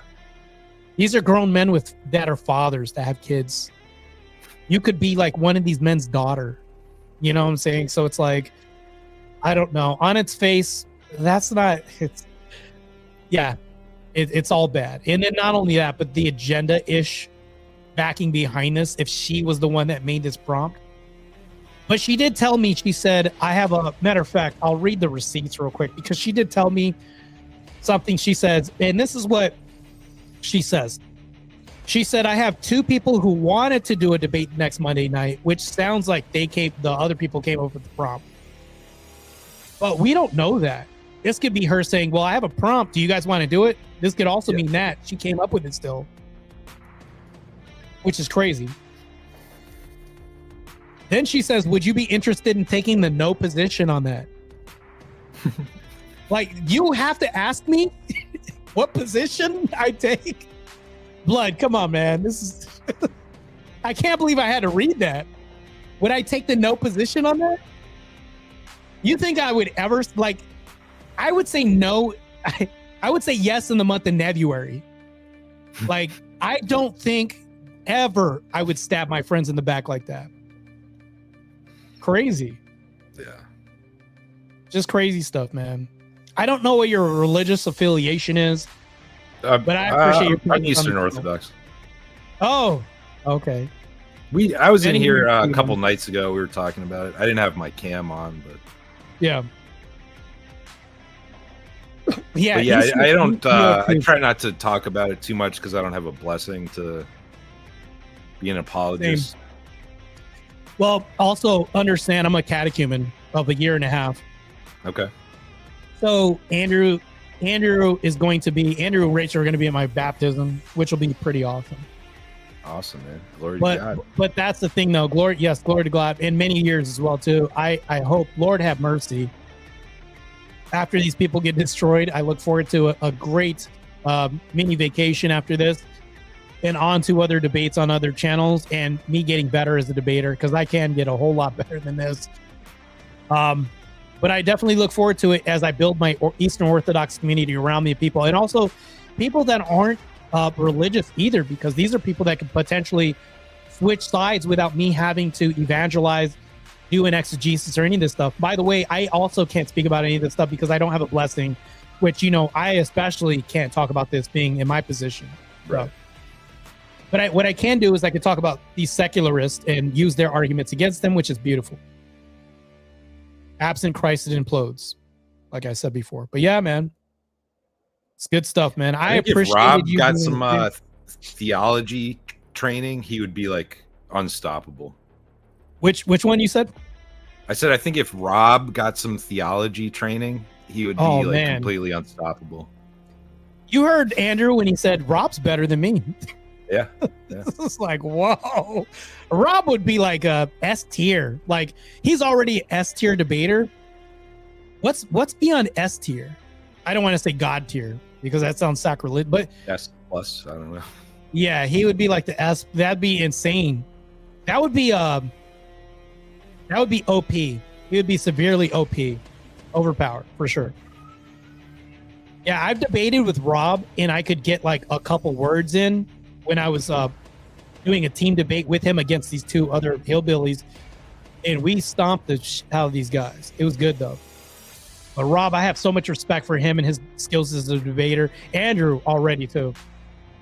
Really amazing. And I don't know if you saw the debate last night. Yeah. That was an absolute stomping. Yeah.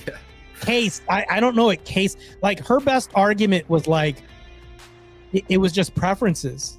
That's all her argument boiled down to, was like preferences for homeless people to not be homeless anymore. That's what all it, like, if I could just say one sentence, that's all it amounted to. That's it. No argument at all. Andrew stomped the, like, it was just insane. I had to, like, you ever watch one of those movies? It's so terrifying you had to cover your eyes. I had to watch it like this. Like, like literally, because I had to watch the blood fest. But yeah, Andrew's a machine. Rob's a machine. One day I hope to be at that level somewhere up there. One day, maybe. So we'll see what happens, man. But I'll be going after these guys relentlessly. It's not going to stop, but I'm trying to get my hours up on my channel. I suppose that maybe my debate skills will be more honed as I get into more debates as we go on. Yeah. But just, it's like anything. The more you do it, the better you get at it. Yeah. And I look forward to I mean, that's the thing. I went against Destiny, and that was a really good debate. He still couldn't prove that January 6th was an insurrection, and I love that. So I want to go after the best, and I mean, if I get destroyed, it's just going to be a lesson. So I'm still going to learn even if I lose. So yeah, man, I look forward to doing all this stuff. Yeah. Yeah. Yeah, this should be an easy W, this next one. Yeah, it should. Yeah. Kaiser Gaming says, I think Andrew, being Eastern Orthodox, should have asked his chat to stop talking trash and Sarah when all this stuff happened. It's directly against Eastern Orthodox to celebrate somebody's downfall. But here's the thing, though. If I celebrate the downfall of a mistake somebody made, I think that would be entirely different. Because I think that a lot of people are celebrating the fact that she's getting more awareness from this mistake. Hopefully, they're also saying maybe she learned something. There's nothing wrong with celebrating a lesson learned. I want people to celebrate a lesson that I learned, because that's growth. I think in Eastern Orthodox, I mean, we want to celebrate growth. I think that's paramount and imperative. When we learned to bike, we fell millions of times. Maybe people laugh, but that bolstered our resolve. This was a display of that, I think. And of course, I'm using my own biased perception. Take that what you will, but yeah. Glory to God. Eastern Orthodox reign supreme, and that's my foundational principle. I don't lead debates with that, by the way. I don't need to destroy these liberal scumbags. I don't have to say, I'm an Eastern Orthodox Christian. This is what I stand on, and I say that you should convert. And I don't do any of this stuff, man. That's actually not my job. There are priests for that, and we have clergy, everybody else for that. I'm just a simple peon, a foot soldier. That's all I am, man. A lowly, nothing foot soldier, like nothing like dirt. I'm just a piece of dirt. I'm full of sin. I wake up every day and I fall, but I repent constantly. I have to. If I don't repent, I'm going to die, and I have to do this for the rest of my life. If it was somebody else, they'd say, "Well, you're screwed." What's that? It's a lifelong process, man. Yeah, lifelong process of theosis, man. If you put anybody else in those shoes and you describe this without talking about Christianity or Christ, they'd say, "Well, damn, it sounds like you're screwed." Well, no, I get the opportunity to repent every day, man. So I don't know if you're privy to my history being exposed and Andrew kind of going to war with me on Twitter, X, or whatever. No, not really, no. Yeah, some stuff went on. I used to do some other content back in the day, and Andrew went to war for me, as good friends will. And this happened. Hey, what's up, Grid, man? Good to see you. Grid, I don't know if you heard, but I'm doing a debate on Sarah's channel, even though I said I wasn't going to be on her channel anymore. But, you know, take that what you will. But I think it's good to go to war. This Kaiser guy is really missing something here. Andrew didn't tell anybody to do anything. You're just making stuff up, dude.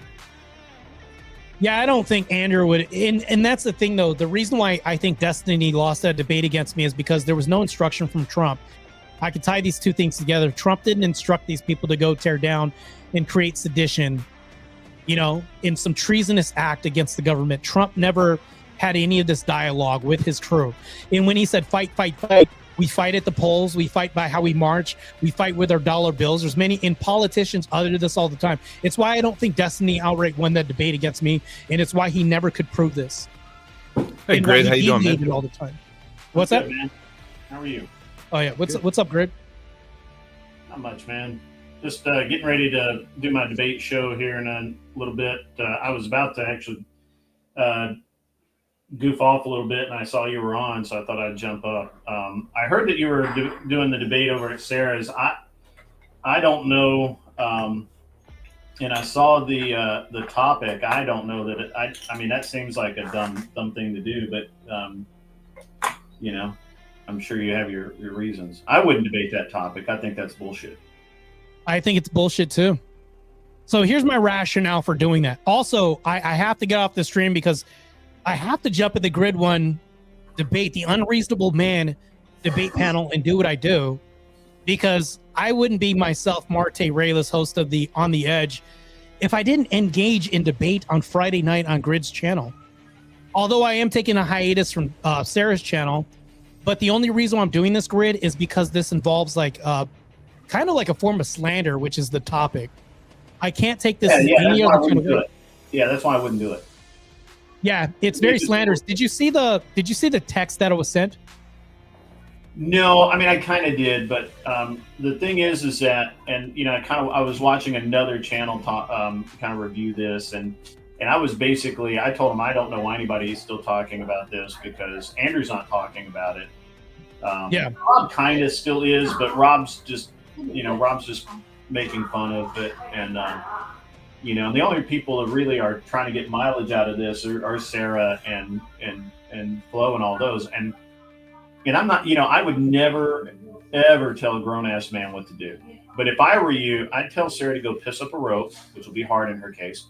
But no, will not debate stupid ass topic. It's not worth your time. You want to be taken seriously as a debater. Why? This is yeah, bullshit. that's true. This is That's a bullshit topic. There's no fucking way I would do it. I would not. You've made a very good statement. I think it's a good statement, and that you would not go there, and I wouldn't go there. Because if you do, when you in that debate, whoever debates you is going to say, "Well, you said you would never be here, and yet here you are." Yeah, so I had a whole the head over there. I did have a whole speech at the beginning of this of like defending friends and how if we sit in silence, even with my own blacklisting announcement of saying I'll never be there, you know, but here's the thing, here's my rationale, if I can kind of like tell you this, and this is like me thinking logically about how this will play out. Now, Sarah has, according to her, 2 people approached her about this debate topic. Let's say, Grid, that 2 other people that aren't me or anybody else competent gets in that arena and they get absolutely blown out. Then it makes her look like gonna sit there, hear about this. Yeah, like, I don't know. I'm just like, Marte. Bad. Gotta play chess, man. You are Andrew's personal friend. You are someone that she wants to bring onto that show and humiliate. Even if you win, you lose. I mean, I could have said this about the Destiny debate because Wick was the person who I've debated and who I battle furiously moderating, which was disingenuous and also biased. I jumped into this and people said, well, even if you win, you lose. But I've gotten so many streams out of this. But that's Grid. Again, that's not why I'm doing this debate, though. Yeah. Right. I just wouldn't do it. That's just me, though. Because I guarantee you they think they're going to trap you. So it's like a, you know, they don't think. They're gonna come up with something weird. Yeah, I know that Sarah, and I've levied not attacks towards Sarah, but towards her actions, which of course obviously is a difference. I've levied attacks towards Dusty. I think that he's a clip engagement drama farmer. Right. Ryan, he's easy dunk. But as far as this is concerned, that's the only reason why I'm doing this, because if you can do it, man. I mean, you can do what you want, but I'm telling you, look, Andrew said this. All I'm gonna say on it. Rob's getting to the point where he's just milking it and responding to what they're doing. They're the ones that need this to keep going. They're the ones that need the content to drama farm. We need, on our side, we need to literally be the bigger men and tell them that every time they talk to us about engaging, they can either engage in good faith or we just say fuck off. And I don't think this is in good faith, and I don't see any upside to doing it. You could do a much better debate anywhere else and come out better. And it You mean doesn't like the debates on your channel, which I love doing. The biggest reason is because you're not going to help Andrew, and it's not going to help you. How would you? Well, hold on. I need some clarification here, if I can be, Sure. you know, inquiring about this, Yeah, because sure. I'm also curious as to your reasoning how it couldn't help me. Well, it's not going to help you because no matter whether you win or lose, they're going to say you went back on what you said you were going to do, and they'll continue that mantra forever. The second thing they're going to say is that you were Andrew's friend and you didn't no, even if you do win, they're going to say you didn't really win. And so it's never going to be a clean, you're not going to execute a clean kill here. There's no, as near as I can see, there's no upsides in engaging with them on a topic like that. Now, if they wanted to talk about why Ken never bent Barbie over like he should have, that would be a great debate topic to debate. But debating is the crucible misogynistic is a losing topic. It's dumb. I wouldn't fucking do it. Grid, I'd hate to tell you, I hate to say this, but you actually got some good points here. He Shit. does. Grid, I hate you for the fact that you got good points. Is that fair to say? Yeah, man.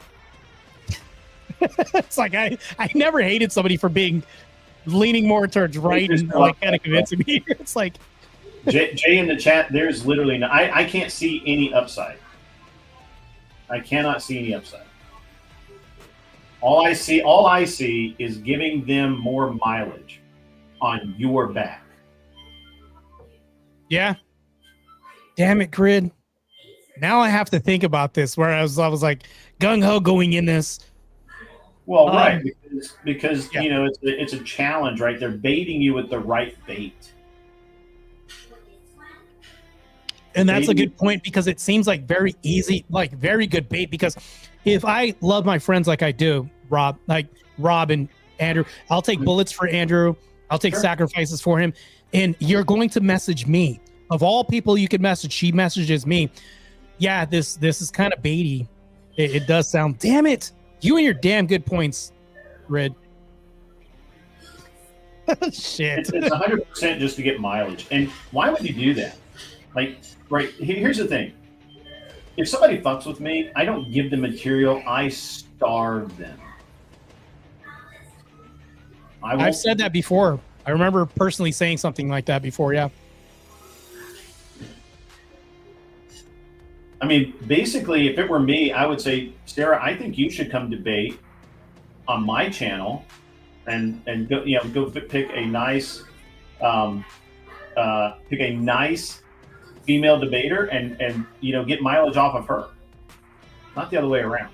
Don't be troll food, man. Don't do that. You're a bigger man than that. You're a grown ass man. Damn it, Grid, with the good points. Grid, you sound like the dad that I should be mad at. Because I know you're right. No, seriously. You sound like the dad I should be mad at because like I fucked up, but it's like I wanted to, but you're like convincing me not to with such good points. And I hate you because now you changed my mind. Like that's the position I'm in, Grid, just to let you know. Yeah. If I can be a little bit more transparent here. If somebody came to me with something like that, I would never take it without first going to Andrew and saying, Andrew, somebody wants me to defend your house. That's not my job. I actually did. I went to Andrew. As soon as I got this message, he was the first person I talked to about that. What did he say? Do it if you want to?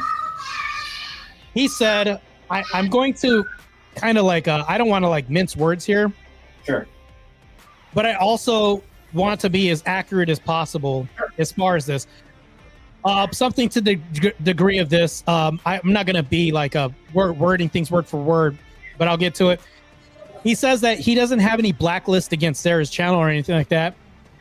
And he says the kind of blacklisting thing he says is kind of cringe. He says that there's a debate there that, I want to take, and he says it's going to be fun. He said he recommends that I take this because I'm trying to build my brand and get my name out there. And he thinks the more debates that I can take, the better. That's what Andrew says. So what's that? Did you know what the topic was? Yeah, I sent him the topic. Okay. Maybe, and then he says, if Andrew's giving you his blessing, maybe I'll go with it, but I wouldn't do it. I personally wouldn't do it. I want to, if you want to build your brand, don't build it as a chuckle. Chucklehead for them to make 10,000 clips about dumb shit. Just I wouldn't do that. If you want to build a brand, there are better ways to do it. And Sarah's. He knows that I come from a good place, man, and that I have a lot of respect for me and that I'm friends with him. So. Mm-hmm. And he says I don't have to worry about him and the optics of this and all that. Like it's because he doesn't give a shit about it, Sarah, at this point. He doesn't. He says that they're meaningless, which they are to me too. Even though it sounds like I'm making a contrarian point, because if they were meaningless, why am I engaging with them? But at the same time, I'm engaging because if this came out, I just automatically, instinctively, as a man, Grid, like as you would, if your friend was being slandered or attacked, you'd step up for them. And that instinctively was my first impulse. That's why. Yeah, I just think it's bait. I wouldn't do it. And I definitely wouldn't do it over a topic of, is the Crucible misogynistic? Because they're gonna probably, well, I mean, I know what they'll do, but it's fine. I just wouldn't do it. That's me. Grid, you're very wise. You're very wise, Grid. I'll give you that in my humility here.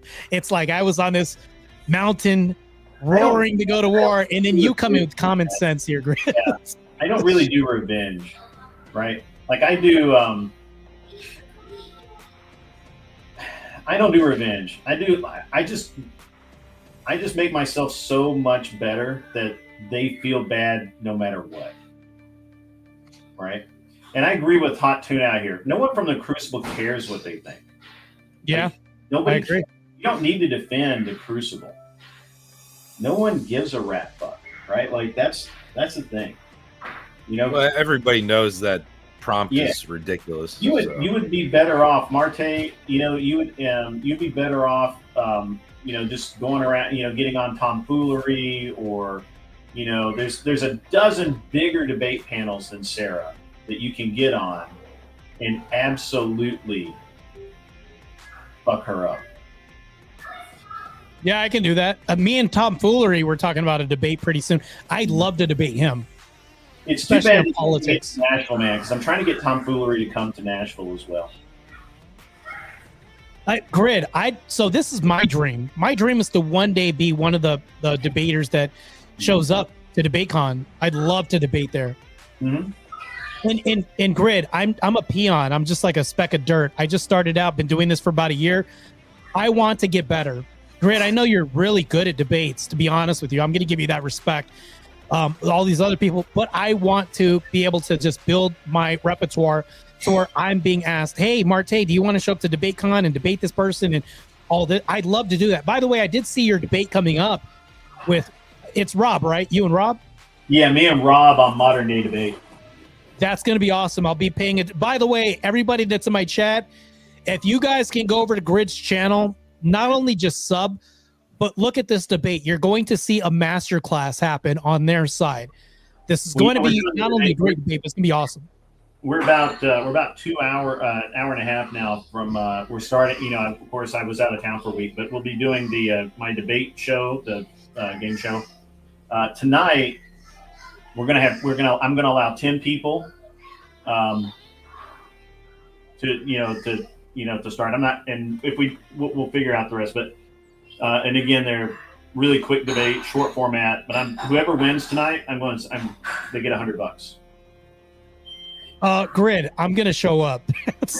Also, anybody from my chat, if you want to show up, I'd love to kind of battle any one of you guys in the war of ideological ideas or any belief systems that you have. I'm pretty sure that the prompts come up like an Oxford debate on his channel, and you pick a side, and it's great. Also, I recommend everybody go over there, which I will be over there if you want to see me in action. I did a debate against Beth on his channel. It's really good. So if you want to see me do more debates, tune in. So. Yeah. I got to run. Take care, guys. Have a great night. All right. I don't check out your show, Grid. Who are you? I'm sorry. I don't recognize him. So, Blood Logos. He's an Eastern Orthodox Christian. I don't get on panels that often. I've been on a few, but I mostly just do regular videos on my channel. I don't Take care, guys. panels. I do a debate show, and then I'll do an open panel after my monologues and stuff. But I'm not really part of the panel verse. Gotcha. Okay. Take care, guys. Thanks. Thanks, man. Hey, good talking to you. Rob, you know Grid, you know I'm not a part of the panelverse either. And I look at them as like, Antifa, they'll look at for an identity, but I don't. They'll say two things and speak out of both sides of their mouth. They'll say, well, the panelverse is everybody that shows up to a panel. And I'm like, no, it's the ideology, the idea that they're espousing is like my clique, my people who I associate with. I know what she means when she says this. Mm-hmm. So, yeah, I don't mean everybody. Yeah, I think I hit my wrong button. Sorry. I think that there's a word I'm looking for here. So I don't know why everybody's still talking about Sarah. Andrew's over it. Rob is just milking it for content at this point. I don't even give a shit. Like, I like Sarah. She's a friend. She fucked up. That's the end of it. As long as she's going to kind of be on this revenge arc or whatever that she's on, I'm not going to be a part of it. I'm not going to be associated with her. Because even if you're my friend, if you're doing stupid shit, that doesn't mean we're going to hang out. You know what I mean? Yeah. I think it just depends on the ethical foundation or the optics nightmare of morality to which you fuck up. I can say, no, I can say we're not friends anymore. Like, let's say that we're friends, Grid, and you believe that cheating on your wife is the mainstay of the day when it comes to like how you live a quality of life is different from mine. Well, guess what? We're not going to be friends anymore because we do have boundaries that we have deal breakers, even in friendships. So it just depends because it moves from goalpost to what people count as like the deal breaker on loyalty to friends. But to me, I think even you hold these in regards, but you have your own special, unique boundaries that you even hold. But Sarah obviously hasn't egregiously violated anything, which I don't think she has. I don't think that this was an egregious violation. It just happens to be a really big fuck up to some degree, but still. Well, I mean, look, here's the thing. And this is just me, right? Like I know people aren't like me, but if you and I have an agreement, right? Or let's just say that we're not even actually friends, but we're in business together and we have an agreement, and I say, we've got a project we're doing together, and one of us is helping the other a lot, right? Like maybe it helps me to be part of your organization. It gives me access to things I don't normally have. And if I screw you over in any way, I fully expect you to not ever talk to me again, right? But let me say let's say it's the other way around, and I kind of have some good. So when I owned my race shops, or when I owned all the shops, if I had a cut, let me tell you how far I took this. If I was working on your car, like we're maintaining it for race season or whatever, yeah. I told every single client, if we're working on it, we're working on it. If we're developing the car, we're developing it. If you take it anywhere else, I never want to see it again. Do not bring it back to me. Now, part of that is in general, mechanics talk shit about each other, and the last mechanic to work on it's always a fucking idiot. And I don't like people talking shit about me. So if you're going to take it somewhere, then let them fucking deal with it. But the other thing is that if you can't wait for us to do the work, or if you don't have an absolute confidence in us doing the work, we don't want to work with you, right? So that's how I operate. That's how I've operated for 30 years. There was nothing that's going to change about that, and I assume that Andrew operates in a very similar manner. Yeah, I'm sure he operates in the same manner. I think so. Here's the thing, though. What if I can kind of steel man what you're saying, but kind of rephrase it? Sure. What you're talking about is the culture that you want to cultivate in a business environment, whether it's a friendship, family, business. You want this to be able to replicate and map onto the future that you want to see in your kids and everything else. And it's something that you would prescribe because you walk this walk yourself, right? I think that's going a little too far. So for me, it is if you and I have a deal. If I say, Marte, we're working on this, we're working on your BMW race car, and if you take that race car anywhere else, to any other mechanic, I never want to see it again. Now you know that, right? You and I've had that discussion.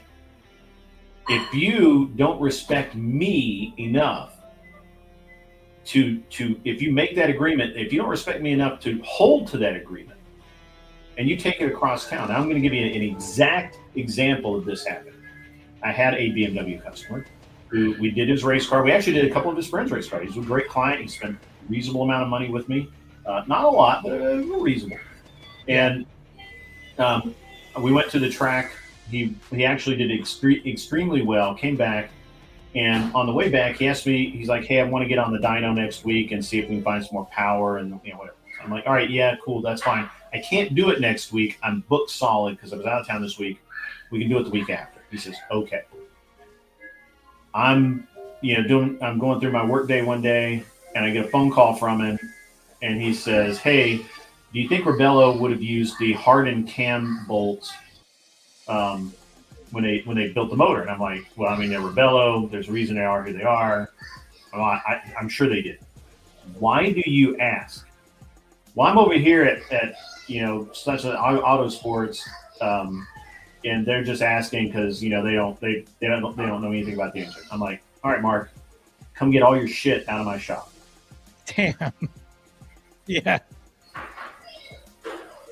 Like, no kidding, no bullshit, no anger, no animosity. You have your, come get your shit out of my shop. And he sent his guy over, and they got the spare engine, they got all the parts, they got everything, loaded it in the trailer, and took that shit away. Integrity. It's integrity. That's what I'm. Integrity. Yeah. You made a deal. You and I had a deal, and there can be unspoken things to a deal. Marte, if you and I are working together, I will never talk shit about you, not even a little bit. Well, that's the culture that I'm talking about as well too. Yeah, before I talk shit about you, I would come to you and say, Marte, we can no longer work together. You're a fuckhead. I don't want to deal with you. Fuck you. And I'm going to tell everybody what a fucktard you are. That's what I would do. I would not ever say, hey, Marte, how you doing? Good day. And then 3 hours later, in a room full of people, say, Marte's a fucking idiot. Yeah, that's kind of contrarian because you're going to look disingenuous, and you can't unhear this, right? There's no integrity there. There's no. Yeah. Well, it's obliterated. Where is it at now? It doesn't exist anymore. No, your integrity grid, if you were to say something like that, is conditional, and that's bad. Conditional integrity, I don't think should ever exist. It's fake. So, yeah, let's just be honest. I don't say things about somebody I wouldn't say to their face. Yeah, that's true. By the way, Grid, I'm in school currently right now to be a diesel tech. Yeah, I heard that. You're telling me about that. And I'll be constantly, and I'll be working on other vehicles as well too, high performance vehicles. And I'll learn how to do everything from transmissions. I'm literally rebuilding an engine up from scratch and then taking it apart. It's a magnificent process, and I think it takes a logical mind to really engage in these projects, which I think I'm really drawn towards. And that's why I also think I like debate as well too, but for various factors. But yeah. Awesome that you're into motorsports by the name also, obviously. So your chat, Wick Moto, I'm retired, bro. I retired 10 years ago. Actually longer than that. I retired when I was 45. That's awesome, man. But I did have a flow bench. I did have. I had a dyno, flow bench, I had all that shit. That's awesome, man. Yeah. Well, Grid, maybe in the future, one day I can work at one of your businesses and help you out to some degree with my expertise, but that's neither here nor there. That's a future side combo. Mm-hmm. Anyways, I think you're a good man. I like your presence online, man. So, yeah. I try. I'm kind of having a little bit of a, Yeah, it's all right. I'm not going to say anything about it. Anyway, but That's fine. yeah, so 5 tonight. Like I said, I'm only going to allow 10 people into the because I do want to go to bed at a reasonable hour. Oh, and a new twist. You were one of the personnel. A new twist is if you let's say it's you versus Beth, you get 2 minutes to determine a topic. If you two can't, I assign you a topic, and I don't care about your feelings, and I'll even assign you positions. So That's like an Oxford debate, and you know what? I wish Beth all the luck in the world. By the way, too. I don't know if she's going to be over there tonight, but Well, it is either way, fun. whoever's going to show up, they're going to need all. Matter of fact, chat, don't wish me luck. Wish them luck. If you see them in the oppositional position, wish them luck if you can, please, on my behalf. Yeah. Yeah. So I don't know who we're talking debate streamers. So I don't know. So the one thing that I always remember is Sarah is a master of non-tent. Right? She needs you for the content. Every single interaction you have with her, you need to understand that you are the content. And I don't think she wants you to have a great debate and show what a master you are. I think she's looking to clip the shit out of you and troll you and make you look like an idiot. I personally would not give her that opportunity. I would, and I would not, as a member of the Crucible, debate until there's some peace there. Right. So hold on, Grid. I need to make an announcement. So to my chat, damn it, I hate you for this, Grid. You're like that father. I'll make an announcement to you. Thought about it for a while. Sleep on. Nah, Grid. No, I'm further emboldened by everything you said. You not only kind of pushed me over the fence a little bit, but you just had to keep talking and nailing down such good points that now I'm on this side that I have to say, I'm not doing this debate. So the reason why I think Jay's doesn't understand the thing here. He won't be debating Sarah. Sarah is a non-tent creator. She doesn't create content. Marte will be the content. Whoever he debates will be the content. If he destroys the other person, she's going to clip the shit out of him and make money off of him. We do not feed trolls. I'm giving her oxygen if I show up. And you're right. Flyer, Buddha. I don't have a flyer. I should have done that. I feel like if I do show up, I am giving her oxygen. So I totally subscribe to that. That if you don't embolden people with clips in your presence, because if she's non-tent, she is not a platformer. She's a person who platforms people. She's not an entertainer. She's the person in the middle who's supposed to be unbiased and neutral. Mm-hmm. She needs people to show up to produce content. So if I show up, I'm literally farming content for her. So I get that. That makes too much sense, actually, Grid. It's ridiculous. Let's look at the numbers. When she had Andrew there, or when she had members of the Crucible come in, she'd have hundreds of people. The other night, she had 100 and something. So let's understand, she needs you more than you need her, and you can go to another platform. You could go to Wick. You could go to Gibbs. You go to Admiral Gibbs. You could go to any of these debate platforms. There's tons of them out there now. True. And say, I'll debate this. Yeah. Yeah. So, Grid, since you say this, I'm going to hold you accountable. So if I have a debate, which I do have people that I have a little bit of a line. I have somebody that wants to debate reparations. I have somebody that says that these transformers are real and all that. I have an inbox that I have to attend to. If I want to conduct a debate in a professional debate, I can come to your channel, right? Because I know you have the integrity, you have the foresight. Yeah. You've demonstrated moderation. I'll moderate all you want. Absolutely. Good. So now I have more. There's not very many good moderators out there, by the way. No, there isn't. I agree with you. Yeah. So with that being said, I'm going to make this short because I have to actually get ready, audience, to go on Grid stream. And I'm going to give him enough time to prepare. I don't want to eat out of any more time. You guys got the point. At first, I came initially saying that I'm going to do this and justify, but guess what happened? Plot twist, Grid showed up and fucked everything up. Common sense rules the end of the day. And that is it. If you guys have any questions, comments, criticisms, you know where to find me. You can also tune into Grid's chat, which I'll be on. So hopefully you guys will jump on over and hit the like button on his chat, not just mine, and subscribe as well too. Yeah. All right. Well, I'm gonna jump out. I've got to go get everybody set. I don't think Marte can raid, but not yet. I can't raid because I'm not even monetized, but I'll get there one day. I'll get there soon. All right. Well, guys, give them the likes. Give them the watch hours are really important. You got to get like 2,000 watch hours. So make that happen. Yeah, Hot Tuna's right. Grid fucked it up the right way. Absolutely.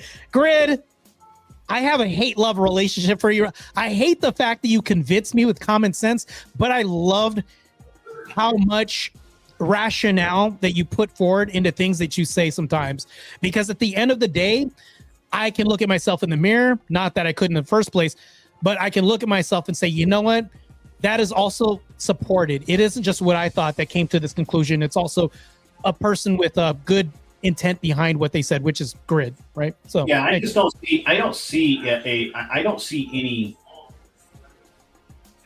integrity in what Sarah's offering. I just don't see it. I don't see any goodwill. I literally, and look, I'm going to tell you this.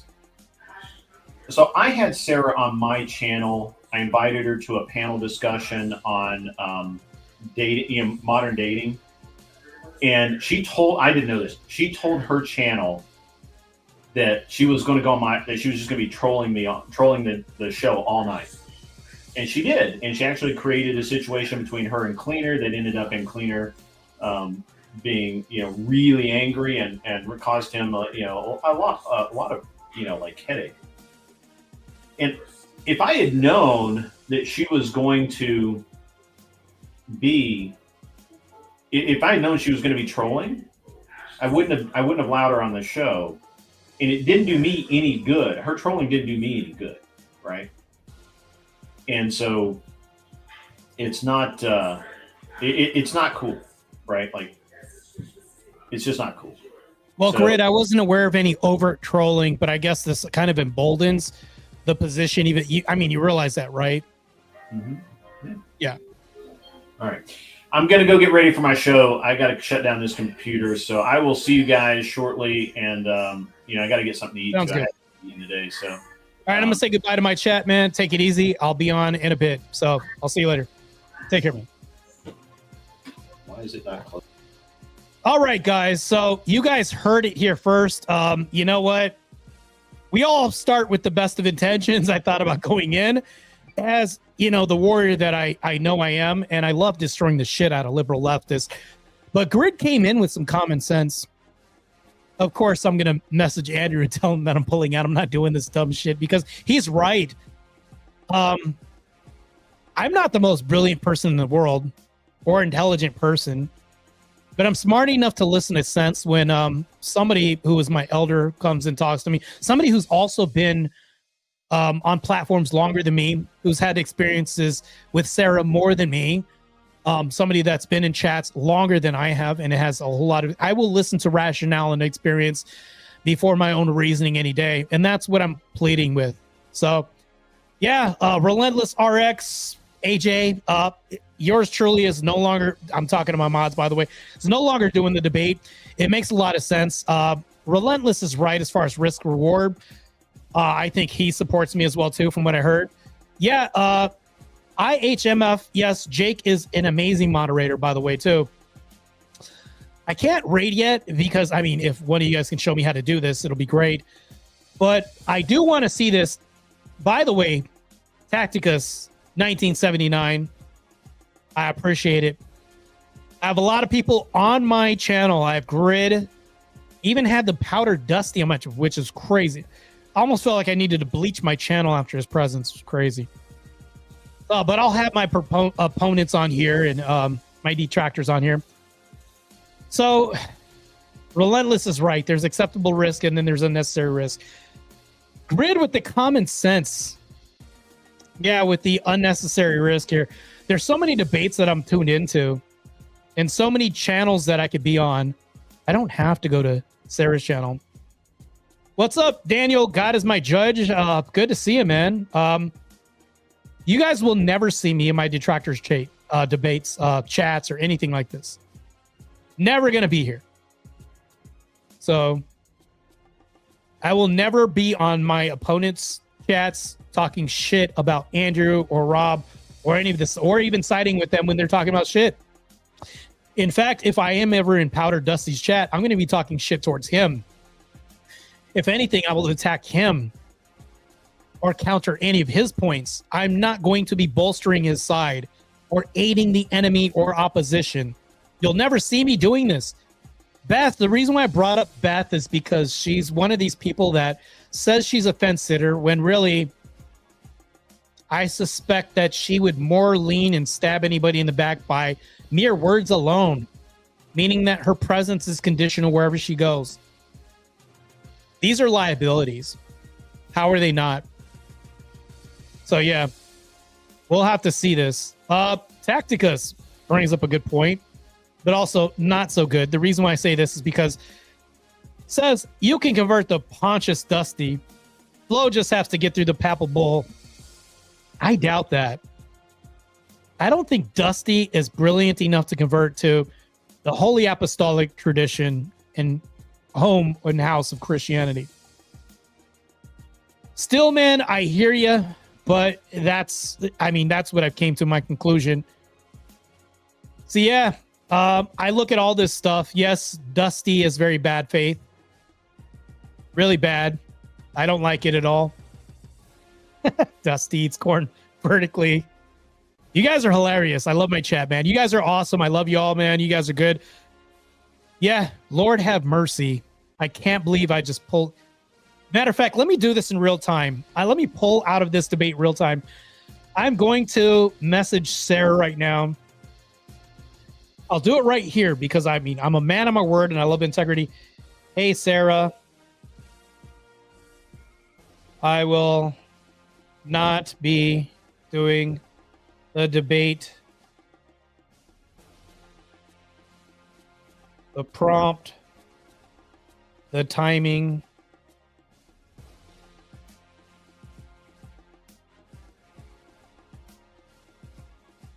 etc. I appreciate, if I can spell correctly, I appreciate the offer. I never turned down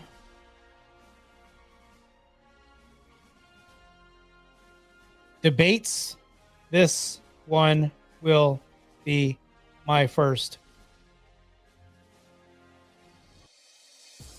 So I'm sending an email. Hey, Sarah, I will not be doing the debate, the prompt, the timing, etc. Not something I'm going to do. I appreciate the offer. I never turn down debates. This one will be the first. I wish you well. Actually, let me erase that. I'm going to end it just on that note. Boom! Send. And of course, she responds promptly. When I send her messages, whenever I send her message, it says seen automatic. It's like she has her phone right in front of her the whole time. She responds all the time. So yeah. Dangerous Loaf of Bread says message Andrew first. No, this one I will not have to. Andrew respects my word. He respects me as a friend. I admire him a lot. I respect him as a friend. I think the other way would have worked. Like if I was going to do the debate, I would message him first, right? But when it comes to me not doing the debate, I don't have to fucking message him to say, no, I'm not doing this. It makes too much sense. And Grid 1 has a great point. Yeah. Andrew might have a better counter. Yeah, but you know what? I'm messaging him after. How about that?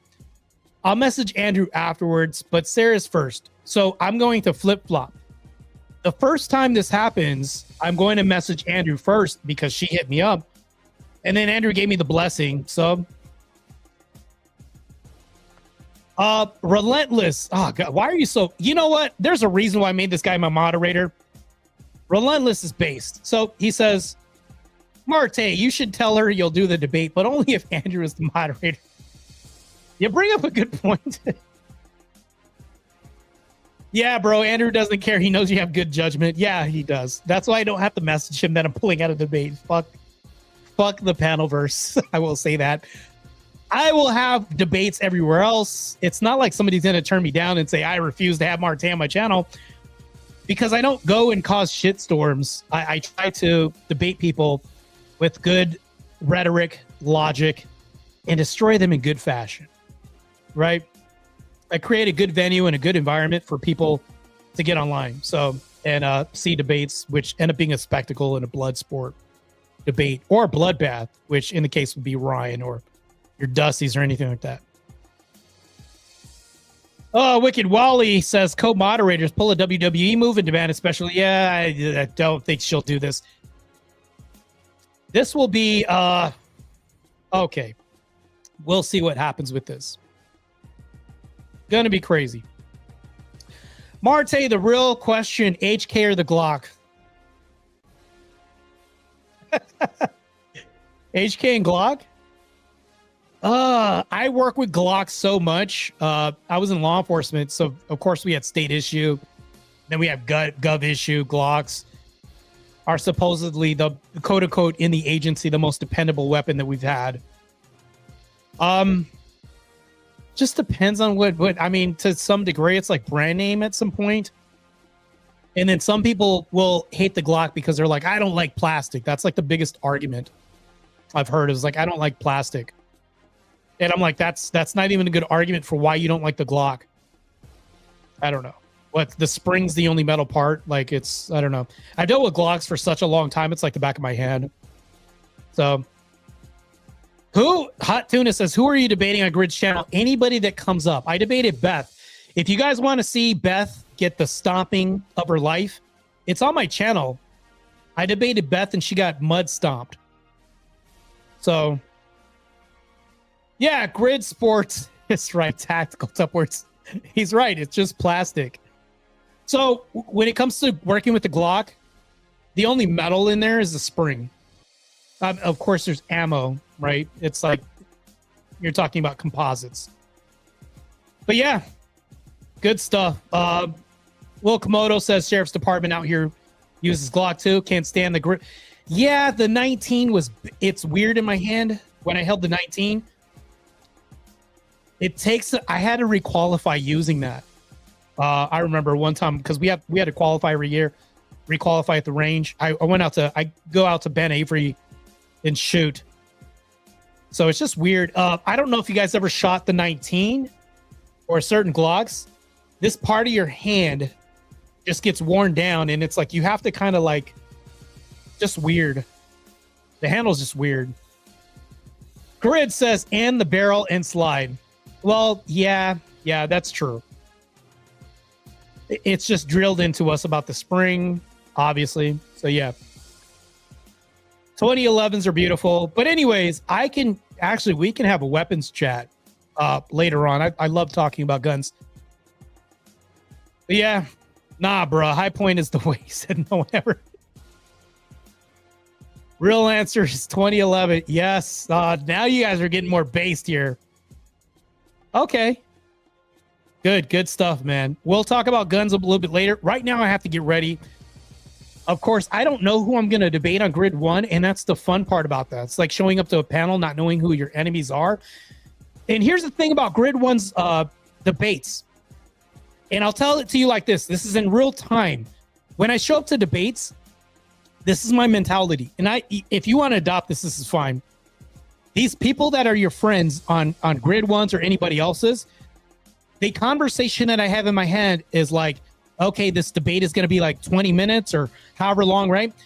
I say in my head, okay, 20 more minutes until we're friends again. This is how you want to engage people, right? When it comes to combat, whether or not that's anywhere and they're friends, I can sharpen my tools on my friends, right? Yes, Ken. Grid definitely based for that comment. Matter of fact, let me put this up here again. Grid's comment. 2011, based as fuck. So anyways, yeah, whenever you're doing a debate with somebody that is a friendly, I think 20 more minutes until we're friends again. That has to make sense to you guys. Because if you're in the middle of a debate, like any kind of debate that you have, that person that you're practicing on, that person's your enemy then. Your ideological enemy. And you have to try to figure out how to defeat their arguments. What your rebuttal is, if you can think 30 times of like how many different perspectives we can have on engagement in this argument that I'm having. Like we have to think about this is all experience that you're gaining, right? You're getting experience points just like any video game or anything else. So to me, I think that whenever you're engaged with anybody, even if it's a friendly combatant or anything else, the more serious you take a debate, the better you are. These are all fun, even if it's serious, if you engage in battle. But just know that you're going to be friends with this person after you're not friends during a debate. I'm not nice to anybody in a debate. Whether or not it's somebody else, whether or not it's Beth on a panel or anybody else, I'm not going to be nice. And I'm not talking about tone policing either. I'm talking about destroying their rhetoric and trying to disable their argument. I'm not nice because the opponent, when you have a real debate and you've been practicing nice, you're going to be nice during a real debate. I practice the way that I fight, and I think that's extremely important. You know, just like when we're shooting, there's cover and concealment. In debate, we have the same thing. People buy time in debates. They'll use like an ad hom because they're buying time because you're destroying their argument. You're using some cover, right? Maybe they're hiding behind some rhetoric or something else to distract you while they buy time because you've just destroyed their argument. That's why I say we're in the middle of the ideological war when we have debates. Because you're destroying people's rhetoric in real time and converting people to your train of thought. We could say this is parasocial conditioning, whatever all you want. But anyways, I can ramble and talk for a long ass time, but I have to get ready because Grid 1 is going to have a debate and he'll moderate. And you know what? I'm not very familiar with being the main point of any conversation like I am right now. I'm usually like a combatant or a debater. I'm not used to being on streams by myself. But I'm trying to kind of get used to doing this, although I could talk forever about anything. Whether or not it's Brownings that Wilk Mo brings up, things like this. And you should also predict the ad hom they'll use. Yeah, but that's the thing. That's the reason why we have to have debates. You fight long enough, you begin to know what your enemy's going to do next, especially if you're fighting the same enemy again. So you start noticing patterns. The time of debate, you know what? I'll tune into Grid's channel. I don't know, but I'm going to log off right now because I'm almost approaching 3 hours. I meant to just do this for an hour.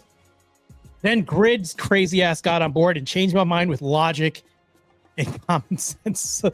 By the way, I need to get off so I can text Andrew and say, hey, I'm not going to do this. Smoky Spaceman, Marty, are you in Grid's Discord? I think I'm friends with him on Discord. If not, I'm going to send him a friend. We messaged each other. Matter of fact, me and Grid still have a... Grid, if you're still listening, I need to message you about the speakeasy thing still, because that's still something. So anyways, if I keep talking, this is going to be like a 6-hour stream, and I'll never get on Grid's debate panel. Guys, move on over to Grid's. I can't send a raid, but move on over to Grid's chat. That's where I'm going to be hanging my hat for the next, I don't know how many hours, pretty soon. I'm going to go grab some food, text Andrew Wilson about this, about me not... doing this debate with Sarah. She can fuck off with all this shit. Grid's right about that. That's damn it, Grid with the common sense. It is a bullshit topic. You're right. Yeah. Knight and the Bishop says hopping on panels isn't even best way to build platforms. It's better to focus on presentation, production value, and content strategy. The audience sees most guys as clowns who just blabber behind a camera. There's actually a lot of truth to that. And I need to make sure that I don't fall into those categories by working my ass off and doing things correctly. I think that studying algorithms can help. Like I think you've said this before. Doing a lot of studying, things like this, right? Yeah. Grid says he's not live, but give it a few, which I will. So I don't know if Grid's starting early tonight, but I'm going to head on over there. I'm going to put like a reminder on if I can. I'm going to work on production value of my show, right?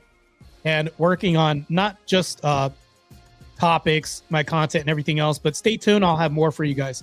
Getting my watch hours up is good. I think it's good. I appreciate all you guys helping. Everybody else, Steelman, I know you're oppositional to Emmett and all this. I'm not involved in any of that stuff. I can honestly be neutral. A neutral party between you guys. Steelman, you have some takes I disagree with, but I don't absolutely hate you for this. I allow people who are dissenters that disagree with me all the time. I'm never going to ban anybody unless they try to violate TOS and take my channel down and have my channel scrubbed off the internet. Other than that, I allow all doubters, comments, criticisms, comments, anything. So I'm open to criticism always. So anyways, with that, I bid you guys adieu. Plot twist, Grid convinced me not to do the debate, by the way, which, damn it. Good. I literally, you know what? I can't refute his points. I really can't. I was sifting through my mind to try to figure out, he knows Sarah more than me. I'll plead to knowledge before I plead to ignorance any day, right? James says, I thought it was subbed already, but I wasn't, so got it now. Hey, I appreciate it, James. Thanks for subbing. If you guys aren't subbed yet, please sub to the channel. I appreciate it. If you can sub, I love it. Please like and subscribe. Liking and subscribing is something that's amazing. If you guys can do that, that's good. I appreciate all this. If you can like and subscribe, I appreciate it. Like the chat. I'm out of here. You guys take care. I'll be on Grid's chat. See you guys. And like I said, I'm going to sound like beating a dead horse. Peace out.